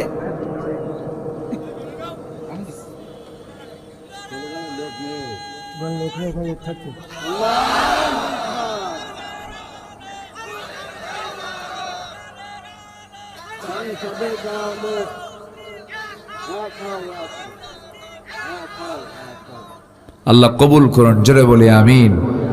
আরো জোরে আমিন, আরো জোরে আমিন। সম্মানিত ভাইরা, আমরা কি লাইনে থাকতে চাই না বেলাইনে থাকতে চাই? জান্নাত কি বেলাইনে না লাইনে? লাইনের আরবি হলো সিরাত। লাইনের আরবি কি বলেন? সিরাতুল মুস্তাকিম। ইহদিনাস সিরাতাল মুস্তাকিম। আল্লাহর কাছে আমরা সঠিক পথটার জন্য আল্লাহর কাছে চাই, আল্লাহ আমাদের সঠিক পথ দেখায় দাও। সেই সঠিক পথ থেকে আমাকে বেলাইনে অন্য পথে নিয়ে যাওয়ার জন্য প্রাণান্তকর যে চেষ্টা চালায়, তার নাম কি বলেন? তার নাম কি? ইবলিস। কি নাম বলেন? ইবলিস। ইবলিস তো মনে হয় সাতক্ষীরা চেনে না, কলারাও আরো চেনে না, আছে কি না? এই লোকটা উঠলো কেন? এই যে বসেন, কিছুই কয় না। হ্যাঁ বসেন। আমি কি কষ্ট দিয়ে ফেলতেছি আপনাদের? কারো কোনো সমস্যা নাই তো? জোরে বলি ইনশাআল্লাহ। কি যেন বলতেছিলাম? ইবলিস। আচ্ছা, ইবলিস সে সব চেনে, সে জান্নাতও চেনে। আদম এবং হাওয়া আলাইহিস সালাতু ওয়াস সালাম, আমাদের আব্বা আম্মা দুজনেই প্রথমে ছিলেন কোথায় বলেন? জান্নাতে। জান্নাতে ভালোই ছিলেন, শয়তান যেতে পেঁচটা লাগায়, তাছাড়া আমরা তো জান্নাতি ছিলাম। শয়তান গিয়ে করলো কি? ফাওয়াসওয়াসা লাহুমা, দুজনকে ওয়াসওয়াসা দিয়ে ফেললো। ফাযাল্লাহুমা, দুজনকে পদস্খলন ঘটায় দিল, হলো না থাকা। কুলনা হাবিতু মিনহা জামিআ, আদম তোমার বউরে নিয়ে, হাওয়াকে নিয়ে তুমি এখন দুনিয়া যাও। কেন? ফালা তাকরাবা হাযিহি শাজারা, কিন্তু চলে গেছো, উপায় তো নাই, নিষিদ্ধ এলাকায় তুমি চলে গেছো, চলে যাও। তো শয়তান যদি জান্নাতের মধ্যে ঢুকে আমার বাপ মা আদম এবং হাওয়াকে যদি টার্গেট করে যদি ধোকায় ফেলতে পারে, শয়তান তো মাহমুদপুর চেনে না, করলা চেনে না, নাকি চেনে কি চেনে না? আছে, কিন্তু বসে আছে। ওর টার্গেট হলো কেমন করে লোকগুলোকে এখান থেকে বের করে নিয়ে যাওয়া যায়। আর ইমানদারের চিন্তা হলো কেমন করে এখান থেকে আমি হেদায়েত নিয়ে যেতে পারি। বলি আলহামদুলিল্লাহ। একটু থাকুন, পথভ্রষ্টতার কারণগুলো কি কি আমি আজকে একটা একটা করে বলবো। জোরে বলি ইনশাআল্লাহ। মানুষ আল্লাহর পথ থেকে কেমনে ভ্রষ্ট হয়ে যায়, সে কেমনে বেলাইনে চলে যায়, কোন কোন অপকর্মগুলো করলে পরে কোরআন সুন্দর করে বলে দিচ্ছে। 10টা পয়েন্টে 10টা কারণ আমি তুলে ধরবো, একটাও কিন্তু বলিনি, কেবল আলোচনা শুরু, নুরু আলোচনা শুরু। ঠিক আছে না? জি। আল্লাহ রাব্বুল আলামিন বলেন, যেখান থেকে আমি তেলাওয়াত দিয়ে শুরু করেছি, কোরআনটা আমি খুললাম, প্রথমে পেয়ে গেলাম আল্লাহর পরিচয়। সূরা ফাতিহা পড়লাম, এটা দোয়া। সূরা ফাতিহা পড়ার পরে মুত্তাকির পরিচয় পাওয়া যায়, হুদাল্লিল মুত্তাকিন আল্লাযীনা, মুত্তাকিদের পরিচয়। এরপরেই মুত্তাকির পরিচয় শেষ হলে মুনাফিকদের পরিচয় আল্লাহ রাব্বুল আলামিন শুরু করেছেন। আমার বন্ধুগণ, মুত্তাকি হওয়ার জন্য মুনাফিকি ছেড়ে দিতে হবে, মুত্তাকি হওয়ার জন্য ফুসুকি ছেড়ে দিতে হবে, মুত্তাকি হওয়ার জন্য মুনাফিকি ছেড়ে দিতে হবে, মুত্তাকি হওয়ার জন্য কুফরি ছেড়ে দিতে হবে, মুত্তাকি হওয়ার জন্য ফুসুকি ছেড়ে দিতে হবে, মুত্তাকি হওয়ার জন্য মুজরিম পাপ কাজ ছেড়ে দিতে হবে। মহান রব্বুল আলামিন সুন্দর করে বলছেন, ইন তাজতানিবু কাবাইরা মা তুনহাউনা আনহু নুকাফির আনকুম সাইয়্যাতিকুম ওয়া নুদখিলকুম মুদখালান কারীমা। জোরে বলুন আল্লাহু আকবার। বান্দা, তুমি যদি বড় বড় কবিরা গুনাহগুলো ছেড়ে দাও, ছোট ছোট গুনার দিকে আমি আল্লাহ তাকাবই না। আমি আল্লাহ তোমার तमाम জিন্দেগীর সমস্ত গুনাহগুলোকে মাফ করে সম্মানজনক জান্নাত আমি তোমাকে বুঝাইয়া দেব তোমার হাতে। জোরে কোন সুবহানাল্লাহ।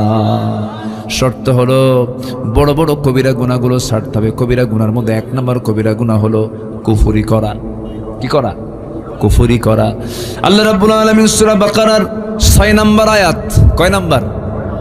আমি যে একটু আয়াত বলতেছি, রাগ করতেছেন নাকি আপনারা? আয়াত যত বেশি বরকত তত বেশি, আয়াত নাই বরকত নাই। আল্লাহ রাব্বুল আলামিন বলেন, ইন্নাল্লাযীনা কাফারু সাওয়াউন আলাইহিম আআনযারতাহুম আম লাম তুনযিরহুম লা ইউমিনুন। যারা কুফরি করে আপনি তাদেরকে সতর্ক করেন আর নাই করেন, কোনো কাজ হবে না, দুটো একই কথা। তারা কখনো ঈমান আনবে না। আমাদের সমাজে কিছু লোক আছে, 1000বার বুঝান কোনো কাম হবে না। আল্লাহর দল করো, আল্লাহর দল করো। কিছু লোক আছে নামাজ পড়বো, রোজা রাখবো, আবার আল্লাহর দল করা লাগবে কি? ভুল হবে আল্লাহর কাছে মাফ চেয়ে নেব। নামাজ পড়বে আল্লাহর নিয়মে, রোজা রাখবে আল্লাহর নিয়মে, দল করবে শয়তানের নিয়মে। আছে না নাই? আচ্ছা, দল হবে কার নিয়মে? দল করতে হবে কার দল? আসতে বলবেন না, কার দল? আল্লাহর দল। এদেশে বহু দল আছে, এর মধ্যে সর্ববৃহৎ 4টা দল। নাম বলার দরকার নেই, বুঝে নেবেন তো, সবাই তো জানেনি। এদেশে অনেকগুলো দলের ভিতরে বৃহত্তম 4টা দল আছে, জনসমর্থন যাদের মোটামুটি আছে। 4টা বৃহৎ দল। এই 4টা বৃহৎ দলের মধ্যে আবার কিছু ইসলামী দল আছে, আবার কিছু আছে অন-ইসলামী দল। আছে না নাই বলেন তো? আছে। যে দলটা স্বীকার করে ফেলে যে আমরা ইসলামী দল না, নন ইসলামিক পার্টি, অন-ইসলামী দল। আর কিছু দল তারা বলে না আমরা ইসলামী দল, আমরা ইসলামকে প্রতিষ্ঠা করতে চাই। আছে না নাই বলেন? আচ্ছা, তো আমি মুসলমান হিসাবে আমার কি ইসলামী দল করা দরকার না অন-ইসলামী দল করা দরকার? বলেন বলেন বলেন। আগে প্রথম প্রশ্ন করি, দলটা করা কি? অনেকে চুপচাপ আছেন, কিচ্ছু বলতেছেন না। হুজুর বলে কোন বেকা দেয় পড়বো, দল তো করি না। দল যে করেন না এটাও বিপদ, দল না করলেও বিপদ। কিন্তু যে বলে আমি নিরপেক্ষ, আমার কোনো দল নাই, ওটা সবচাইতে বড় শয়তান। ওটা যে বলে আমি নিরপেক্ষ, আমার কোনো দল নাই, ওর দল হলো শয়তান।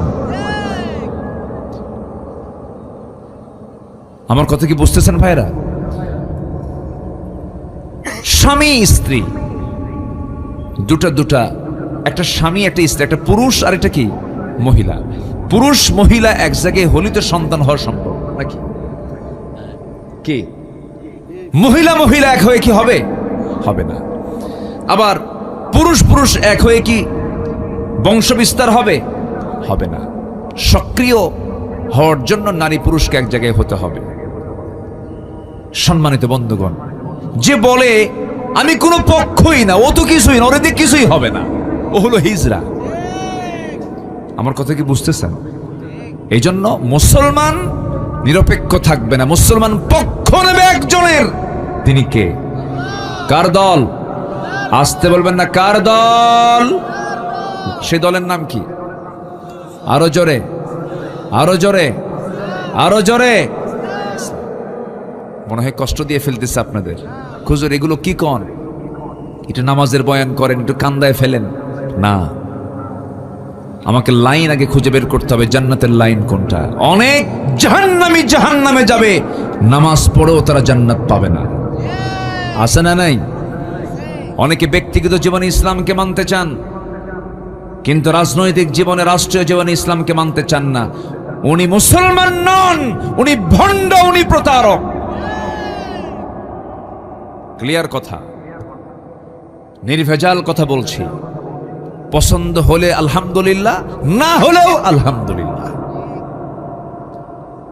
কথা ক্লিয়ার হওয়া উচিত।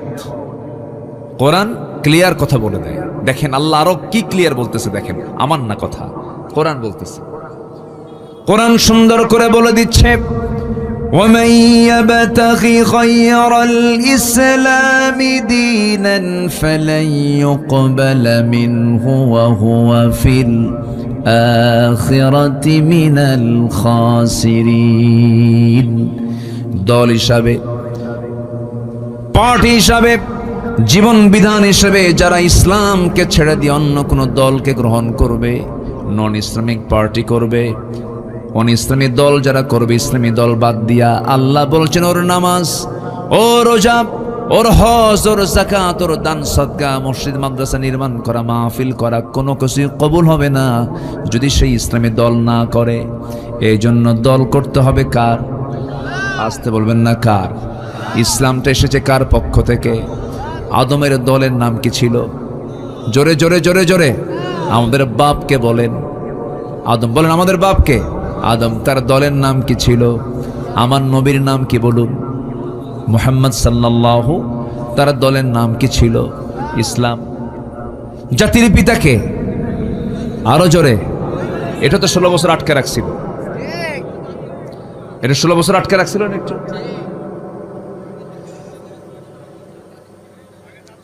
এই 16 বছর আটকে রাখছিল। শোনেন, ওঠেন কেন? এই যে মহা মুশকিল না। এই যে ভাই আসছে আবার, মাশাআল্লাহ, আলহামদুলিল্লাহ, মাশাআল্লাহ। ওনার আসলেই নিম্নচাপ ছিল।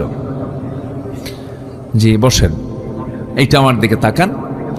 তাহলে এই জাতির পিতা 16 বছরের জন্য একটু ছিনতাই করার চেষ্টা করেছিল। আমাদের জাতির পিতা দুজন না একজন? তার নাম কি? আরো জোরে, আরো জোরে বলেন। হ্যাঁ, ভুল যেন আর না হয়। জাতির পিতা হওয়ার জন্য জোর করে জাতির পিতা চাপিয়ে দেওয়া যাবে না। জাতির পিতা ইলেকশনে নয়, জাতির পিতা আল্লাহ পাক দিয়েছেন, আল্লাহ নিজে নির্বাচন করে দিয়েছেন, নিজে নির্ধারণ করে দিয়েছেন, মিল্লাতে আবিকুম ইব্রাহিম। এমনি জাতির পিতা হননি, পরীক্ষা দিচ্ছেন, পাশ করেছেন। এমন কোন সাইড নেই যে আমরা দাঁড়িয়ে রাখি সুন্নতে ইব্রাহিম। কিছু কিছু সুন্নাহ আছে যেটা সাইয়েদনা ইব্রাহিম আলাইহিস সালাম থেকে আসছে। খাতনা করি, খাতনা, এটাকে এলাকে কি বলে দেখছেন? এটা খাতনা মানে ওটা করলে মুসলমান হয়ে গেছে নাকি? মুসলমানি নাকি, কি নাম কয়? মুসলমানি বলে। কিন্তু না, এই মুসলমান ছাড়াও খাতনা করার বহু গ্রুপ আছে গোটা দুনিয়াতে, আছে না নাই? আছে। এটা অতিরিক্ত অংশ, এটাকে কেটে ফেলে দেয়, এরকম বহু আছে, কিন্তু তারা মুসলমান না। ওটা কাটলেই, খাতনা করলে যে মুসলমান হয়ে গেল তা কিন্তু না। মুসলমান হওয়ার জন্য খাতনা শর্ত না ঈমান শর্ত? কি শর্ত বলেন? ঈমান শর্ত। ইব্রাহিম আলাইহিস সালামের বয়স যখন 80 বছর হলো, কত বছর বলেন? 80 বছর। 80 বছরে কি ইয়াং না বুড়া মানুষ? বুড়া মানুষ।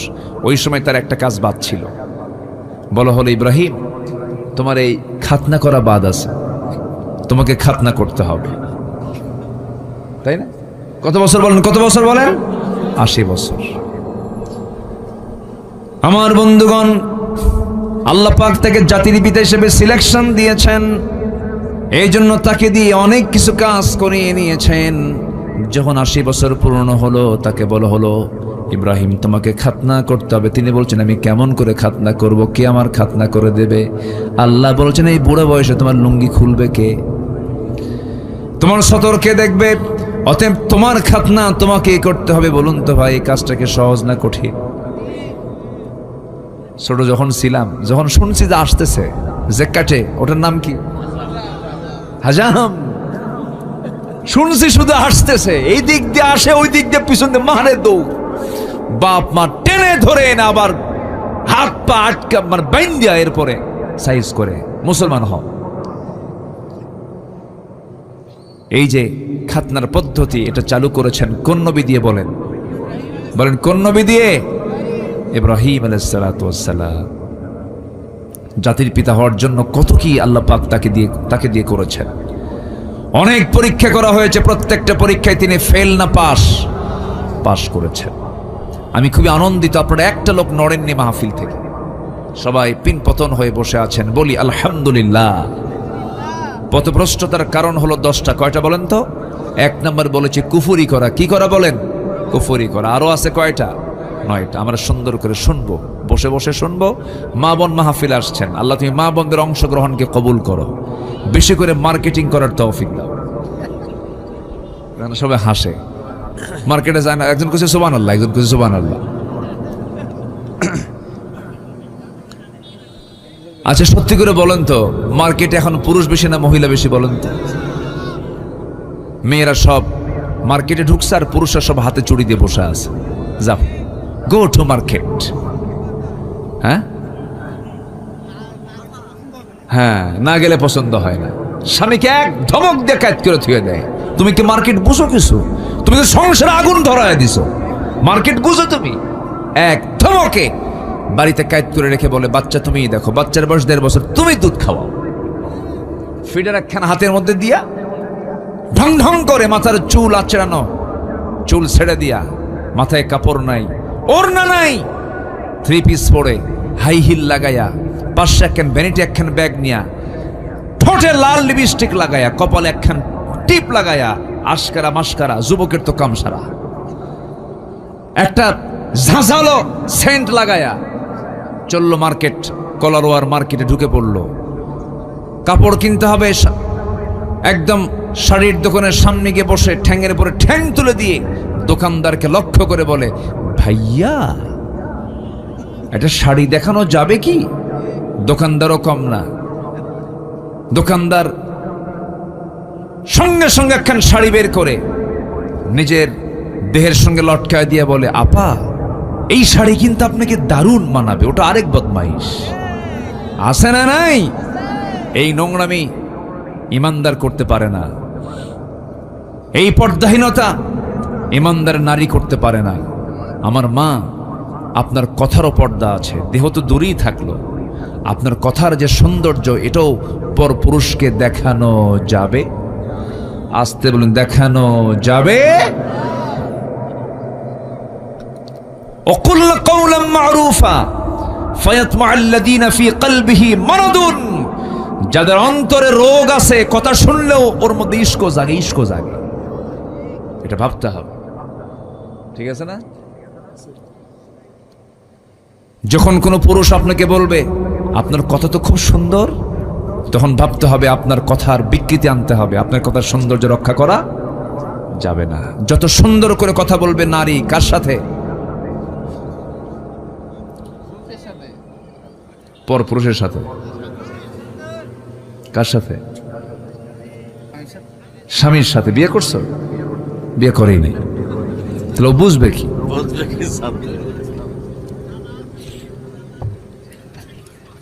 দেখছেন, বুঝবে কি জ্বালা কি জিনিস? দেখেন, বিয়ে শাদী করে এখন বইয়ের দিকে দোষ চাপায় দিচ্ছে। আমার মা, শুনে রাখেন, বাড়িতে সাইজ করতে হবে কিন্তু। স্বামী স্ত্রীর যদি ইসলাম থাকে, স্বামী স্ত্রীর মধ্যে, আল্লাহর কসম করে বলি, যে স্বামী স্ত্রীর মধ্যে ইসলাম থাকবে, ওই স্বামী স্ত্রীর দাম্পত্যময় জীবন হবে জান্নাতের টুকরা। বলি আলহামদুলিল্লাহ, জোরে বলি আলহামদুলিল্লাহ। ইমান টিকে রাখবেন, ইসলাম রাখবেন, সব কাজে বরকত দিয়ে ভরপুর করে দিবেন তিনি আমার কে? আল্লাহ পাক। আমার বন্ধুগণ, পথভ্রষ্টতার দিকে যাওয়া যাবে না, কুফরির দিকে যাওয়া যাবে না। ইমানের সঙ্গে এটা সাংঘর্ষিক। কুফরিটা কি? কুফরি হলো যে আল্লাহর বিধানকে অবিশ্বাস করে, যে আল্লাহর আইন কানুনকে অমান্য করে, আল্লাহর বিধানকে মেনে নিতে পারে না, আখিরাতকে বিশ্বাস করতে পারে না, পর্দার নিয়মকে মানতে চায় না, দিনের নিয়মকে মানতে চায় না। এই ধরনের লোকগুলোকে আপনি যতই সতর্ক করেন, হে রাসূল, আনযারতাহুম আম লাম তুনযিরহুম সাওয়াউন আলাইহিম, তাদের কাছে সমান কোনো কাজ হবে না, তারা কখনো ঈমান আনবে না। কারণ আল্লাহ নিজেই বলছেন, খাতামাল্লাহু আলা কুলুবিহিম ওয়া আলা সামঈহিম ওয়া আলা আবসারিহিম গিশাওয়াতু ওয়া লাহুম আযাবুন আযীম। জোরে বলুন আল্লাহু আকবার। আমার বন্ধু, হেদায়েতের মালিককে, আর জোরে বলুন হেদায়েতের মালিককে। আপনি জোর করে কাউকে হেদায়েত দিতে পারবেন নাকি? একজন নবী ছিলেন, নূহ আলাইহিস সালাতু ওয়াস সালাম, তার বউ ছিল কাফেরা। লূত আলাইহিস সালাতু ওয়াস সালাম একজন আল্লাহর নবী, তার স্ত্রী ছিল কাফেরা। আমার নবীর আপন চাচা আবু তালেব সারা জীবন নবীর পক্ষে কাজ করেছেন, তিনিও ছিলেন একজন কাফের। রাসূল তাকে হেদায়েত দিতে পারেন নাই। আপন চাচা আবু লাহাব নবীর বিরুদ্ধে অবস্থান নেওয়ার কারণে, নবীর বিরুদ্ধে ষড়যন্ত্র করার কারণে আমার নবীজি তাকে দাওয়াত দিয়েছেন, কিন্তু কোনো কাজ হয় নাই। ইসলাম কবুল করতে পারে নাই, বরঞ্চ শত্রুতা করেছে। দুই চাচার মধ্যে তফাৎ হলো, আবু লাহাব নবীর বিরুদ্ধে ষড়যন্ত্র করেছে, কিন্তু আবু তালেব ঈমান না আনলেও, কাফের থাকলেও নবীর পক্ষে সারা জীবন কাজ করেছে। নবীর পক্ষে কাজ করলে হবে কি? দল হিসেবে ইসলাম না মানার কারণে সেই চাচাটাও জান্নাতি না জাহান্নামী? জাহান্নামী। শুধু মোহাব্বত করলে হবে না, নবীর প্রতি মোহাব্বত শুধু রেখেই জান্নাত পাওয়া যাবে না। খাদিজার ভূমিকা আসতে হবে, তালিবের ভূমিকায় গেলে জান্নাত পাওয়া যাবে না। খাদিজার ভূমিকা আসতে হবে। আম্মাজান খাদিজা মোহাব্বত করেছেন, আনুগত্য করেছেন। আর আবু তালেব নবীকে মোহাব্বত করতে পারলেও তিনি আনুগত্য করতে পারেন না। হেদায়েত কার হাতে? আসতে বলবেন না, কার হাতে? আমার নবীজি যখন দেখতে পাচ্ছেন আপন চাচা আবু তালেব দুনিয়া থেকে বিদায় নিচ্ছেন, তার বাল্য জীবনের কথা মনে হয়ে গেল। জন্মের পূর্বেই বাপ দুনিয়া থেকে বিদায় নিয়েছেন, জন্মের পরপর 5 বছরে তার মা দুনিয়া থেকে বিদায় নিয়েছেন, জন্মের 8 বছরে তার দাদা দুনিয়া থেকে বিদায় নিয়েছেন। সেই 8 বছর থেকে শুরু করে নিয়ে নবুয়ত পর্যন্ত, নবুয়ত পরবর্তী একটা সময়, নির্দিষ্ট সময় পর্যন্ত, যে রাসূলকে ডানে বামে সামনে পেছনে জেল খেটে পর্যন্ত রাসূলকে মোহাব্বত করে তাকে কাছে টেনেছেন, তার নাম হলো আবু তালেব। মোহাব্বত ছিল কিন্তু ঈমান, আসতে বলেন, ঈমান ছিল না। মোহাব্বত আছে, ঈমান নাই, কাজ হবে না। ঈমানটা থাকতে হবে তার সবার আগে। কিন্তু আপনি তো হেদায়েত দিতে পারবেন না। হেদায়েতের চাবি কার হাতে? আসতে বলবেন না, কার হাতে? আমার নবীর হাতে যদি হেদায়েতের চাবি থাকতো, রাসূল তাকে কালেমা পড়ায়া দিতে পারতেন, হেদায়েত দিতে পারতেন। আমার নবীজি তাকে জোরাজোরি কখনো করেন নাই, কারণ আবু তালেব সচেতন মানুষ ছিলেন। তিনি জানতেন মুহাম্মদ আল্লাহর নবী। নিজের দুটো ছেলে জাফর এবং সাইয়েদনা আলী রাদিয়াল্লাহু আনহুমা দুজনকে ডাক দিয়ে বলছেন, আলী, জাফর, তোমরা দুইজনই আমার ভাতিজার কাছে চলে যাও, মুহাম্মাদের দিন গ্রহণ করে নাও। আল্লাহু আকবার বলেন। দাওয়াত দিত, বলেও দিতেন, যা আমার জাফর মুহাম্মাদের কাছে যা, আলী মুহাম্মাদের কাছে যা, কালেমা পড়। আলী, তুমি দাঁড়িয়েছ মুহাম্মাদের বাম পাশে, জাফর তুমি মুহাম্মাদের ডান পাশে দাঁড়িয়ে নামাজ পড়ো। আল্লাহ, এক আশ্চর্য। আবু জেহেল খেপে যায়, রেগে যায়। আবু তালেব সামনে দাঁড়িয়ে বলে, আবু জেহেল, আমার ভাতিজা মুহাম্মাদের একটা পশমের ক্ষতি হলে আমি আবু তালেব ছাড় দেব না। এত কিছু করার পরও আবু তালেব জান্নাতি না জাহান্নামী? কি নাই? বলেন কি নাই? এই জন্য সবচেয়ে বড় পুঁজি আমাদের কি বলেন? জোরে বলেন, আমাদের সবচেয়ে বড় পুঁজি কি? কুফর না ঈমান? কুফর না ঈমান? শিরিক না ঈমান? বেদাত না ঈমান? এই জন্য শিরিক, কুফর এগুলো হচ্ছে ভ্রষ্টতার পথ, আর ঈমান আনতে হবে, ঈমান হচ্ছে জান্নাতের পথ। আল্লাহু আকবার বলেন। আমার কথাগুলো কি বুঝতে কষ্ট হচ্ছে কিনা আপনাদের? কারো কোনো সমস্যা নাই তো? জোরে বলে ইনশাআল্লাহ। একটু ধীরে ধীরে আমরা 10টা কারণ বের হলেই আমরা আলোচনা শেষ করে দেব। ধীরে ধীরে একটু সময় দেন আমাকে। আমার মায়েরা বসে আছে তো নাকি? মায়েরা বসে আছে তো? বলি আলহামদুলিল্লাহ। আমার নবী প্রথম দাওয়াত দিয়েছেন পুরুষ মানুষকে না মহিলা মানুষকে? জোরে বলেন। সেটা কি বাইরের না ভিতরের? ভিতরের। মা প্রথম ইসলাম কবুল করেছে একজন মহিলা। আল্লাহু আকবার বলেন। হ্যাঁ, হারামের বাসিন্দা প্রথম একজন মহিলা। আল্লাহু আকবার বলেন। হাজরা আলাইহিস সালাতু ওয়াস সালাম প্রথম ইসলাম কবুল করেছে একজন মহিলা, প্রথম জীবন দিয়েছে একজন মহিলা। আল্লাহু আকবার বলেন। মেয়েদের অবদান কি কম? অনেক অবদান। আমার নবীজি জাবালে নূর থেকে কোরআন যখন নাযিল হলো, কোরআনটা সাথে নিয়ে জাবালে নূর থেকে আস্তে করে বের হলেন। ঘর থেকে, জাবালে নূর থেকে, গুহা থেকে বের হলেন।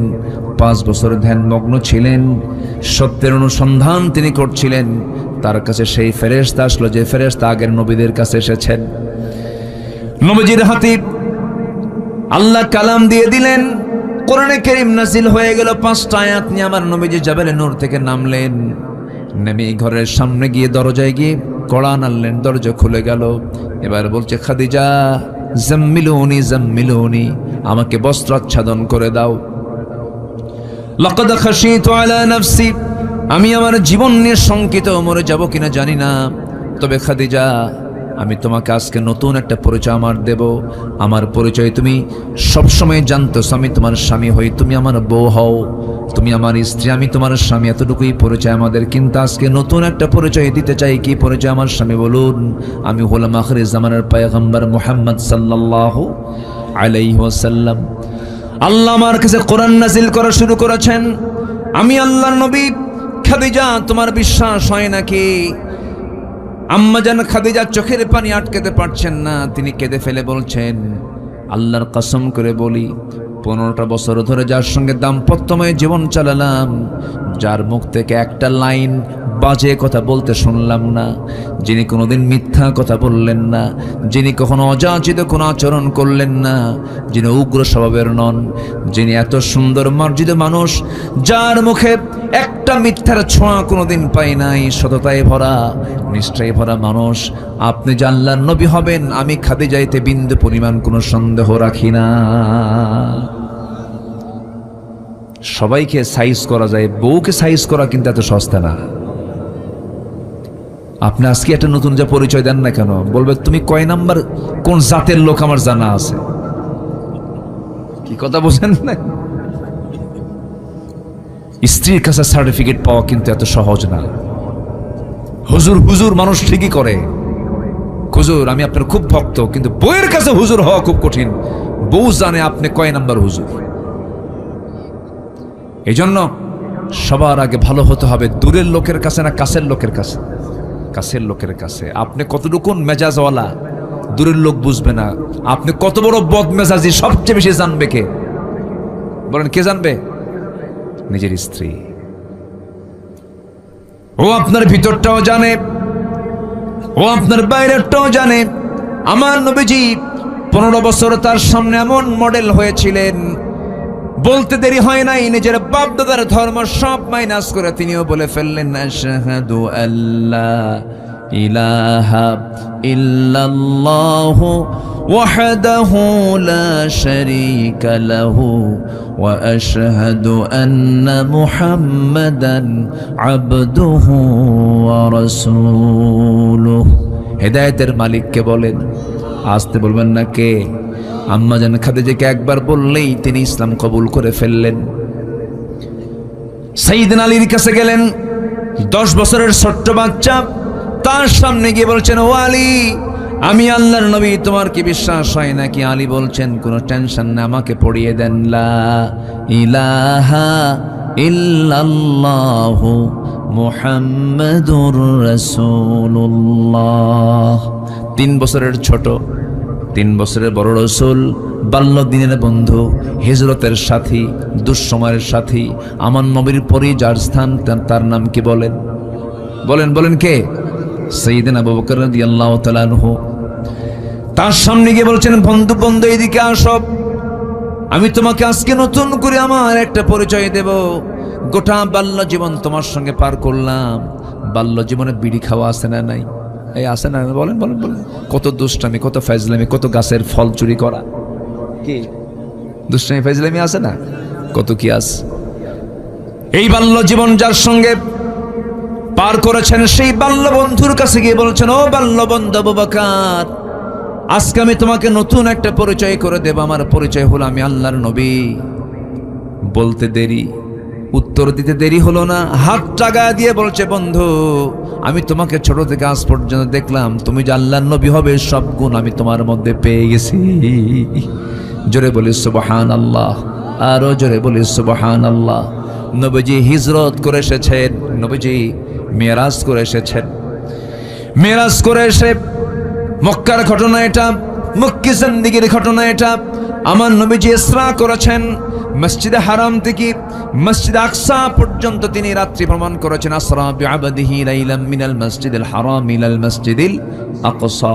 এই যে ইসরা করলেন, মেরাজ করলেন, 29 সেকেন্ড সময়ের ভিতরে এই রাত্রি ভ্রমণ হয়ে গেল। জান্নাত জাহান্নাম দেখা হলো, আল্লাহর সঙ্গে দিদার হয়ে গেল। তিনি বললেন, আবু বকর, সকালবেলা হওয়ার সঙ্গে সঙ্গে বলছেন, আবু বকর, আমি তো গত রাত্রে প্যালেস্টাইন গিয়েছিলাম, বাইতুল আকসা ঘুরে আসলাম, তোমার কি বিশ্বাস হয় নাকি? সঙ্গে সঙ্গে তিনি কেঁদে কেঁদে বলছেন, আমাকে এমন করে প্রশ্ন করছেন কেন বন্ধু? সাদ্দাকতা ইয়া রাসূলুল্লাহ, আপনি সত্যি সত্যি মেরাজ করেছেন। আমি আবু বকর এটাকে সত্যতা করে দিলাম। জোরে কোন সুবহানাল্লাহ। আমার নবীজি বলছেন, আবু বকর, আজকের থেকে তুমি শুধু আবু বকর নও, আজকের থেকে তোমার নাম হলো সিদ্দিক। জোরে কোন আল্লাহু আকবার। শুধু সত্যবাদী নয়, তুমি মহা সত্যবাদী। কি অবিচল বিশ্বাস, কি অবিচল আস্থা ছিল, এটার নাম হলো ঈমান। এটার নাম কি? ঈমান। ঈমান এনেছেন বন্ধু, ঈমান এনেছেন তার স্ত্রী, ঈমান এনেছেন ছোট্ট ভাই, 10 বছরের শিশু সাইয়েদনা আলী ঈমান এনেছেন। কিন্তু চাচার কাছে গিয়ে বলছেন, চাচা একটাবার কালিমা পড়েন। সঙ্গে সঙ্গে আবু তালেব বলছে, মুহাম্মাদের আমার ছেলেকে দিয়ে দিলাম, নিয়ে নাও। জাফরকে দিলাম, নিয়ে নাও। কিন্তু আমি না। কি কিন্তু? আমি না। এরকম লোক কিন্তু এখনো আছে। আসতে বলবেন না, আসে না? নেই বলেন তো। আমি না, আমি যাব না। বাবা কেন যাবে না? কেন কালিমা পড়বেন না? সঙ্গে সঙ্গে বলে ফেলে, হাসবুনা, যথেষ্ট, আমার বাপ দাদা যা কিছু করে থুয়ে গেছে এর বাইরে যাব না। আমার বাপ দাদাও সোর, আমিও সোর। আছে কি না কিছু লোক? আমার বাপ এই দল করে গেছে, আমি কি ওই দল না করে পারি? আমি কি চুরি না করে পারি? এগুলো করা যাবে না। দিন গ্রহণে পারিবারিক বাধা আছে, দিন গ্রহণে রাষ্ট্রে বাধা আছে, দিন গ্রহণে ধনাঢ্য শ্রেণীর বাধা আছে, দিন গ্রহণে মূর্খতার বাধা আছে। এই সমস্ত বাধাকে ডিঙ্গিয়ে দিন গ্রহণ করতে হবে। দিন গ্রহণ কোনো কন্ডিশনে হবে না, দিন গ্রহণ করতে হবে একনিষ্ঠভাবে। কার সন্তুষ্টির জন্য বলেন? আসতে বলেন না, কার সন্তুষ্টির জন্য? আল্লাহর সন্তুষ্টির জন্য। এই আবু তালেব কি দেখে নাই? আমার নবীজির বহু মুজিজা ছোট্টবেলা থেকে দেখেছেন তিনি। নবীজির জন্ম হলো রবিউল আউয়াল মাসে, 3 দিন মাত্র বয়স। কয়দিন? 3 দিন মাত্র বয়স। 3টা রাত চলে গেছে, তৃতীয়তম রাত্রিবেলা আবু তালেব রসুলকে দেখার জন্য তাদের বাড়ির মধ্যে ঢুকলেন। পাশাপাশি বাড়ি তো। এই আবু তালেব রসুলকে কি পরিমাণ মোহাব্বত করতেন! নিজের সন্তানকে অন্য বিছানায় রেখে রসুলকে বুকের মধ্যে জড়িয়ে রেখে ঘুমাতেন। আহারে, আমার মুহাম্মদের বাপ নাই মা নাই, বুকের মধ্যে জড়িয়ে রেখে ঘুমাতেন। চলে গেছেন ব্যবসা বাণিজ্য করার জন্য সিরিয়ায়, সঙ্গে করে নিয়ে চলে গেছেন। মাঝপথে একজন পরিচয় করে দিয়েছে আল্লাহর নবী হবে, দেরি করলেন না, সেখান থেকে আবার নিয়ে চলে আসলেন। কি দেখেন না আবু তালেব, আমার এই লোকটার ব্যাপারে খুব আমার কাছে কেমন যেন আফসোস লাগে, আমার কাছে কষ্ট হয়। হেদায়েতের মালিককে বলেন আবু তালেব কি করেন নাই? রসুলের মাথা থেকে পা পর্যন্ত ধুয়ে দিয়েছেন, গোসল করিয়ে দিয়েছেন, সান্ত্বনা দিয়েছেন। নবীজি বিয়ের প্রস্তাব পেয়েছেন, সোজা চাচারে গিয়ে বলেছেন, চাচা বিয়ের প্রস্তাব আসছে, কি করবো? আপনি যা বলবেন তাই হবে। আবু তালেব বলছেন, ভাতিজারে তুই আমাকে সম্মান করিস, ভক্তি করিস। আমার জানা মতে এই মক্কা নগরে খোয়ালিদের কন্যা খাদিজার চাইতে পুত পবিত্র নারী আর একটাও নাই, তুমি বিয়ে করে নিতে পারো। চাচার কথাই তিনি বিয়ে করে নিয়েছেন, ভাষা তার কাছ থেকে শিখছেন। সে আবু তালেব রসুলকে একদিন বলছেন, ভাতিজা মুহাম্মদ দেখতে পেলাম তোমার জন্মের মাত্র 3 দিন পর তৃতীয়তম রাত্রিতে আমি তোমার ঘরের মধ্যে ঢুকলাম, তোমাদের বাড়ির মধ্যে ঢুকলাম, ঢুকে দেখি তোমার মা কান্না করে, তোমার মার চোখে পানি, কিন্তু তোমার মা একটা বারের জন্য তোমাকে কোলে নেয় না, 3 দিন যাবৎ কোলে নেয় না ভালো করে। তোমার মা তোমাকে দূরে রেখে শুধু কান্নাকাটি করে। আমি লক্ষ্য করে দেখলাম তোমার মা তোমাকে চাঁদনি আকাশের চাঁদের নিচে তোমাকে শোয়ে রেখেছে। চোখের সামনে দেখতে পেলাম। মুহাম্মদ কতটুকু সত্য আমি ভুল দেখছি কিনা জানি না, চাচা আপনি বলেন কি দেখছেন আপনি? আমি দেখতে পেলাম তোমার মা তোমাকে দূরে রেখে, চাঁদনি আকাশের নিচে রেখে তোমার মা দূরে বসে বসে কান্নাকাটি করে। আর আমি তোমাকে দেখতে পেলাম তুমি যখন তোমার ডান হাতটা বাম দিকে নাও, আকাশের চাঁদটা ডান থেকে বাম দিকে যায়। আবার তোমার হাতটা যখন তুমি বাম থেকে ডান দিকে নাও, আকাশের চাঁদটা তোমার হাতকে ফলো করে ডান দিকে চলে যায়, বাম দিকে চলে যায়। যখন তুমি তোমার 2টা হাত নিচের দিকে নামায় আনো, আকাশের চাঁদটাও নিচের দিকে নেমে আসে। আমি কি ভুল দেখেছি নাকি? মুহাম্মদ বলো। রসুলকে দেখে বলছেন, চাচা জন্মের পূর্বে বাপ হারাইছি, জন্মের পরে আমি মা হারাইছি। মাকেও বেশি দিন পাই নাই, বাপকে তো দেখি নাই। আমার বাপ ইন্তেকাল করেছেন, আমার জন্ম হলো বাপ ছাড়া। যখন আমি পৃথিবীতে আসলাম, এই পৃথিবীতে আসার পর আমার মা আমাকে কোলের মধ্যে নিয়ে আমাকে যার করে উঠায় দিবেন, তার প্রিয় স্বামী দুনিয়াতে নাই। আমাকে দেখলেই তার স্বামীর কথা মনে হয়ে যায়, এই জন্য তিনি আমাকে কোলে নিতে পারেন না। আমাকে সেই জন্য কোলে না নিয়ে দূরে দূরে রেখে দেন, আমাকে কোলে নেন না। আমাকে সময়টা দেবে কেউ নাই, সেই জন্য মহান রব্বুল আলামিন সেই সময়টা কাভার করার জন্য মহান রব্বুল আলামিন আকাশের চাঁদ আমার জন্য আল্লাহ রব্বুল আলামিন খেলনা বানাইয়া দিয়েছিলেন। এত বড় মুজিজাগুলো দেখেও আবু তালেবের কপালে ইসলাম জোটে নাই, দিন জোটে নাই। বুঝে নিতে হবে হেদায়েতের মালিক কে। চাইতে হবে কার কাছে? আল্লাহর কাছে। আল্লাহ ইহদিনাস সিরাতাল মুস্তাকিম, এই দোয়াটা প্রত্যেক নামাজে প্রত্যেক রাকাতে আছে না নাই বলেন? ইয়্যাকা না'বুদু ওয়া ইয়্যাকা নাস্তাঈন ইহদিনাস সিরাতাল মুস্তাকিম। আমরা হেদায়েত চাইবো কার কাছে? নামাজ পড়বেন তো সবাই? কয় ওয়াক্ত নামাজ বলেন? কয় ওয়াক্ত নামাজ? একা না জামাতে? বুঝে না বুঝে, জেনে না জেনে, সময় না অসময়ে, সুন্দর করে আমরা নামাজ পড়বো। জোরে বলি ইনশাআল্লাহ, আরো জোরে বলি ইনশাআল্লাহ। সম্মানিত ভাইয়েরা, সম্মানিত বন্ধুগণ, 1 নম্বর হলো ভ্রষ্টতার, পথভ্রষ্টতার 1 নম্বর কারণ হচ্ছে কুফরি করা, আল্লাহর আইনকে না মানা, আল্লাহর বিধানকে না মানা, আল্লাহর সৃষ্টিরাজির নিয়ামতকে অস্বীকার করা, এগুলো হচ্ছে কুফরি। নাম্বার 2 হচ্ছে শিরক করা। নাম্বার 2 কি? শিরিক মনে হয় আমার দেশে নাই। শিরিকের কাজ শুধু অন্য ধর্মের লোকেরাই করে নাকি? যেরকম এজ এ হিন্দু যারা আছেন তারা পূজা করেন, এটা শিরকের কাজ। ওই শিরিক শুধু নয়, মুসলমানদের মধ্যে শিরিক আছে না নাই? আচ্ছা, আসেন দোয়া করি নাকি? আলোচনা চালাবো? জোরে বলি ইনশাআল্লাহ। একটু বসেন, আর একটু সময়, পয়েন্টগুলো আমি শেষ করে দেব। আমার মারা আসছেন, মাদের ব্যাপারে হালকা কিছু কথা একটু বাদ আছে, একটু বলে ফেলবো। আল্লাহ কবুল করুন, জোরে বলি আমিন। আমি কষ্ট দিয়ে ফেলতেছি মনে হয় আপনাদের, অনেক রাত নিয়ে কথা বলার কারণে যদি একটু কষ্ট পেয়ে থাকেন, নাকি কষ্ট পাচ্ছেন? আচ্ছা, শিরিক করা নাম্বার 2 কি করা বলেন তো? শিরিক করা। শিরিকের কাজে যাওয়া যাবে না। ধরেন কথার মধ্যে শিরিক আছে, কোনো কাজ নাই, কাম নাই, কালকে কি করে আমি কি খাবো, কি করে চলবো আমি, বলেন তো এর মধ্যে কি আল্লাহর নাশকরি আছে কিছু? হ্যাঁ, আছে কিনা বলেন? রিজিকের মালিক কে? কি করে খাবো আমি, এটা কি ইমানদারের কথা হতে পারে? আমাকে খাওয়াবেন কে? আমাকে খাওয়ান কে? আমাকে চালান কে? আচ্ছা, মুখের খাবার আগে দরকার না নাকের খাবার আগে দরকার? বলেন, নাকেরটা আগে দরকার না মুখেরটা আগে দরকার? নাকেরটা কে খাওয়ান? সরাসরি কে দেন? যে বলে আল্লাহ আমারে খাওয়ায় কেমনে, সোজা নাক চেপে ধরবেন। কি চেপে ধরবেন? যে বলে আল্লাহ খাওয়ায় কেমনে, নাক ধরবেন চেপে, দেখ কে খাওয়ায়। যেগুলো এসেনশিয়াল, বেশি জরুরি, সব আল্লাহ পাক ফ্রি করে দিয়ে। আকাশের চাঁদ, চাঁদের আলো ফ্রি, লিতাহাতাদু। এরপর আকাশের সূর্য ফ্রি, অক্সিজেন ফ্রি, সব আল্লাহ পাক সরাসরি খাওয়ায় দেন। আল্লাহু আকবার বলেন। সূর্যের তাপ ছাড়া কেউ বাঁচবে? বাঁচবে না। কোনো প্রাণী বাঁচবে? বাঁচবে না। শীতকালে সত্য প্রবাহের কারণে 7 দিন সূর্য না উঠলে আমরা কি আর তখন কি থাকি কিছু? খালি বলি আল্লাহ আল্লাহ, সূর্যটা দাও আল্লাহ, সূর্যের মুখটা দেখাও আল্লাহ, কামসারা হয়ে যায়। কে দিয়েছেন? কে দিয়েছেন? আল্লাহ দিয়েছেন। এই জন্য শিরিক করা যাবে না। শনিবারে বাঁশ কাটা যাবে না, সকালবেলা বাকি দেওয়া যাবে না, মঙ্গলবারে বিয়া হওয়া যাবে না, বৃষ্টির দিন বিয়ে করলে সারা জীবন তার চোখের পানি ফুরাবেন। এই আছে কিনা বলেন? এগুলো শব্দগত, চিন্তাগত শিরক। এই সমস্ত শিরকের কাজ আমরা জড়াবো না। জোরে বলি ইনশাআল্লাহ।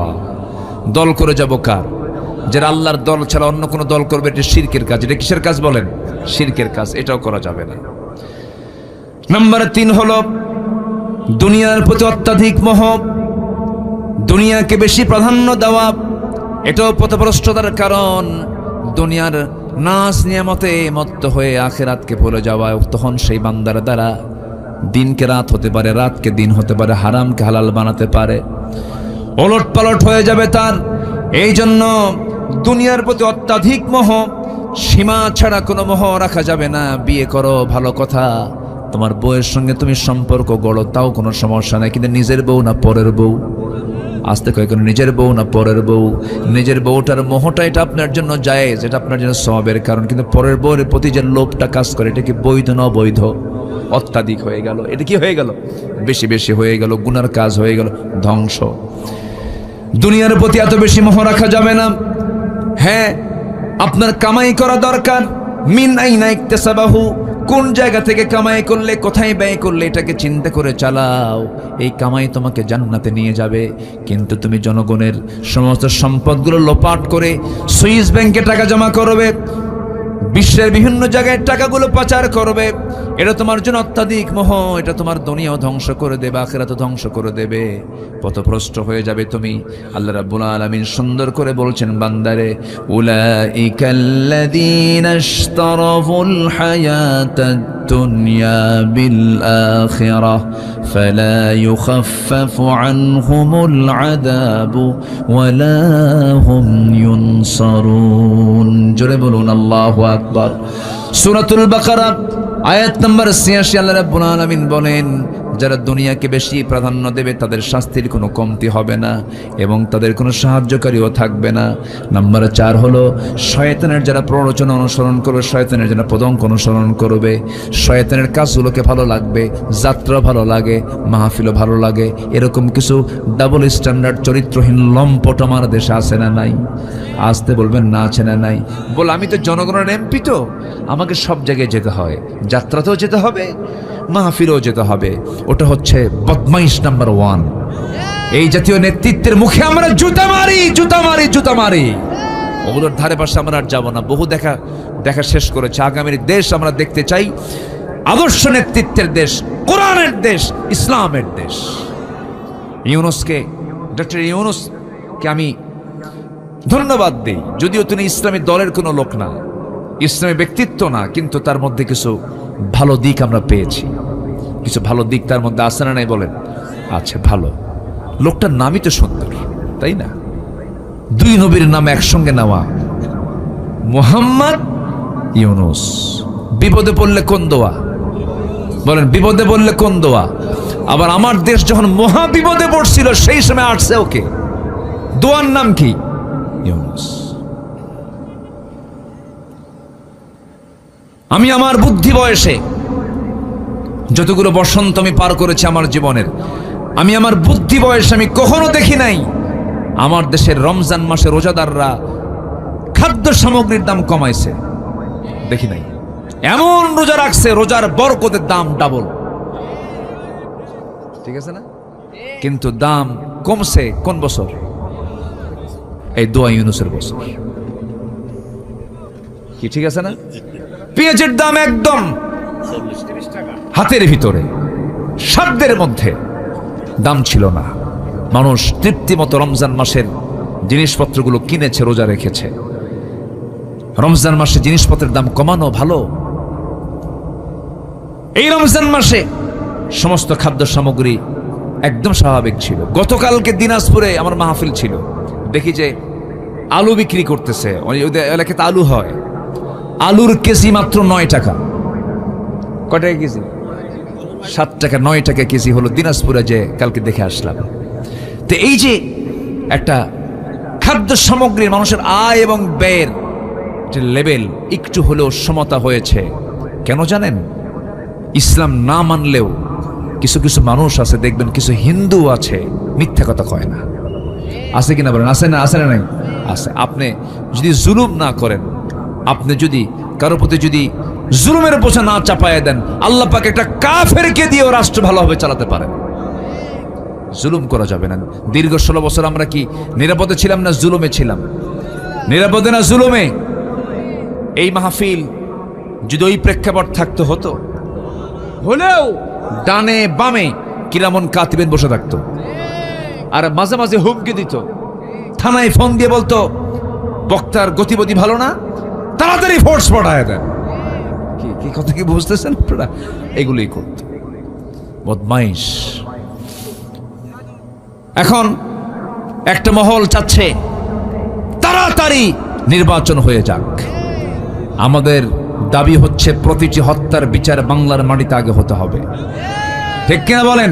এই প্রেক্ষাপটে যাদের রক্ত ঝরেছে সেই রক্তের সঙ্গে বেঈমানি আমরা করতে পারবো না। সস্তা সস্তা ক্ষমতা পেতে চাও না, আমরা এটা হতে দেব না। চাঁদাবাজি শেষ হয়নি, চাঁদাবাজি এখনো আছে।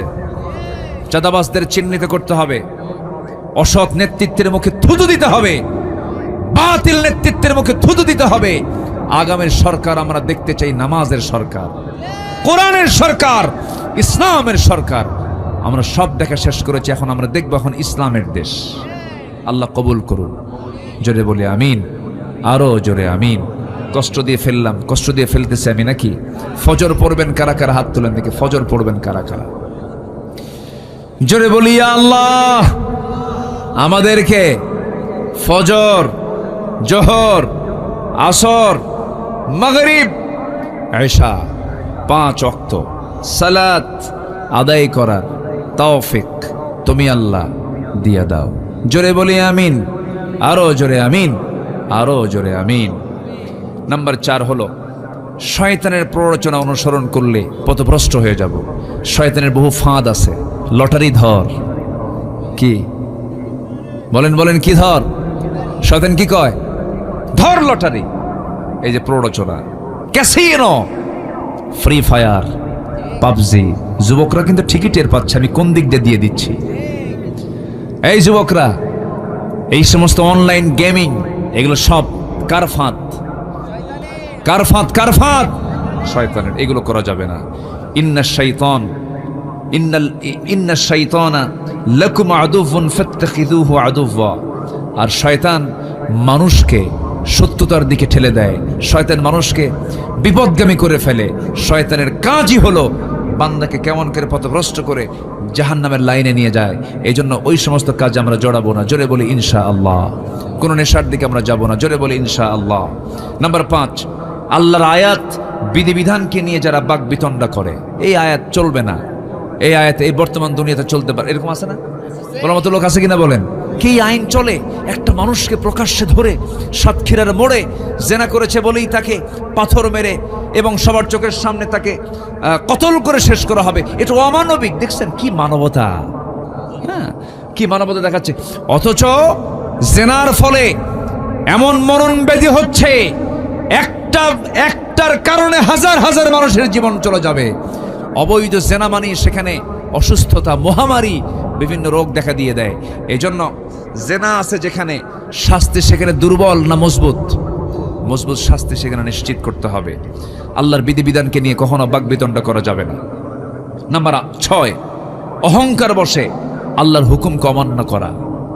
এরকম বহু লোক কিন্তু আছে। অহংকার করেছিল শয়তান। অহংকার কে করেছিল? শয়তান। ওয়াইদ কুলনা লিল মালাইকাতি ইসজুদু লিআদম ফাসাজাদু ইল্লা ইবলিস আবা, অস্বীকার করলো। ওয়াস্তাকবারা, অহংকার করলো। আকাশ এবং জমিনে সর্বপ্রথম যে অপরাধ হয়েছে সেটা হচ্ছে অহংকার। সেটা কি বলেন? অহংকার। সে অহংকারকে চূর্ণ করে দিয়ে দেন সব সময়ের জন্য। তিনি কে? আল্লাহ পাক। আচ্ছা, এরপরে জুলুম। জুলুম হলো পথভ্রষ্টতার অন্যতম একটা কারণ। জুলুম যেখানে থাকবে, যে জালিম হবে সে পথভ্রষ্ট হয়ে পড়বে। জুলুমের কাছে আমরা যাব না, জোরে বলি ইনশাআল্লাহ। নাম্বার 8 হলো মানুষকে আল্লাহর পথ থেকে বিচ্যুত করার চেষ্টা করা। নাম্বার 9 হলো রাসূলের বিরুদ্ধে চারণ করা। নাম্বার 10 হলো ঈমান আনার পর বারবার কুফরিতে প্রত্যাবর্তন করা। ইন্নাল্লাযীনা কাফারু বা'দা ঈমানিহিম সুম্মা ইজদাদু কুফরান লান তুকবালা তাওবাতুহুম। দেখবেন কিছু কিছু লোক আছে, একবার লাইনে আসে আবার বেলাইনে যায়। আছে কিনা বলেন? আছে কিনা বলে? এরকম যারা করবে এরাও পথভ্রষ্ট হয়ে পড়বে। আল্লাহ পাক বলছেন সুম্মা ইজদাদু, তাদের এই কুফরির এটাই বৃদ্ধি পেয়ে যাবে, এটাই প্রবল হয়ে যাবে। আসুন পথভ্রষ্টতার এই 10টি কারণকে চিহ্নিত করে, এই 10টি পথকে পরিহার করে আমরা সিরাতুল মুস্তাকিমের লাইনে উঠে যাই। জান্নাতের লাইন কয়টা বলেন? জান্নাতের লাইন কয়টা? একটা। বলুন ইহদিনাস সিরাতাল মুস্তাকিম। আল্লাহ পাক এই লাইনে সবাইকে চড়ার তৌফিক দান করুন। মা বোনদেরকে দিন মেনে, শরীয়ত মেনে, পর্দা পুশিদায় 100% থাকার তৌফিক দান করুন। খালাতো ভাই, মামাতো ভাই, দুলা ভাই, দেখা করা জায়েজ, আস্তে দেখা করা জায়েজ নাই। এবং খালাদেরও সতর্ক থাকতে হবে যে বোনের ছেলে আমার বাড়িতে ঘন ঘন আসে কেন, আর সালাম ঘন ঘন দেয় কেন, খালাম আসসালামু আলাইকুম, খালাম মানে খালাতো বোন একটা আছে। এগুলো খালাকে চিহ্নিত করতে হবে। 100% পর্দা নিশ্চিত করার চেষ্টা ফ্যামিলিকে রাখতে হবে। বেড়া ক্ষেত খায়। কি ক্ষেত খায়? এলাকায় আছে নাকি কথা? হ্যাঁ, বেড়াই কিন্তু ক্ষেত খায়। দূরের মানুষের ক্ষতির চাইতে কি কয়? বেড়ায় কাকড়। কাকড় কি? ও, বেড়া কাকড় খায়। ও, আমাদের জেলামির মহোদয় এই কথাটা বলছিলেন তার আলোচনায়। আমি হয়তো কাকড় কি, আমি এটা ভাবতেছিলাম। জি ঠিক আছে। এই জন্য এই দুলা ভাই ধরেন, দেবর দেবর দেবর হচ্ছে মৃত্যু তুল্য, বলেছেন মুহাম্মদ সাল্লাল্লাহু আলাইহি ওয়াসাল্লাম। দেবর আল হামু আল মাউত।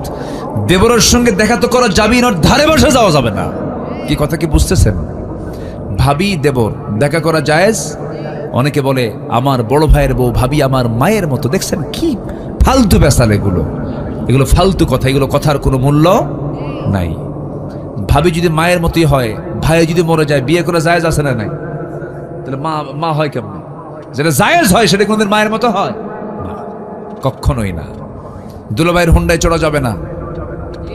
কিছু দুলাভাই আছে বউরে তোলে না, খালি হুন্ডায় তোলে শাড়িরে। এরকম আছে কিনা বলেন? ওটা কি ভালো দুলাভাই না বদমাইশ দুলাভাই? বদমাইশ দুলাভাই হুন্ডায় তোলে শাড়ি। এখন চিন্তা করে যে আমি যদি না উঠি দুলাভাই কি মনে করবে, বারবার বলতেছে ওঠে। এটা দূরেই থাকে, হুন্ডা থেকে মাঝখানে গ্যাপ রেখে যেন গায়ের সঙ্গে গা না লাগে। একটু ভালোই মানে একটু ডিস্টেন্স রেখে চলে, কিন্তু দুলাভাই এমন দুষ্ট, সামনে গিয়ে এমন ব্রেক মারে গ্যাপ পূরণ। এ আছে না নাই? আচ্ছা, গ্যাপ পূরণ করার কোনো সুযোগ দেওয়া যাবে? এগুলো খেয়াল রাখতে হবে। আমার মা পর্দা কিন্তু দূরের মানুষের সাথে যতটুকু পর্দা করবেন তার চাইতে বেশি পর্দা করতে হবে নিজ অঙ্গনে। বাইরে বিশাল পর্দা, মনে হচ্ছে রাবিয়া বস্ত্রী আসতেছে, রাবিয়া বস্ত্রী, কিন্তু উপরে ফিটফাট, ভিতরে ও এটাও এইদিকে আছে কথা। সদরঘাট হওয়া যাবে না, উপরেও ফিটফাট ভিতরেও ফিটফাট থাকতে হবে।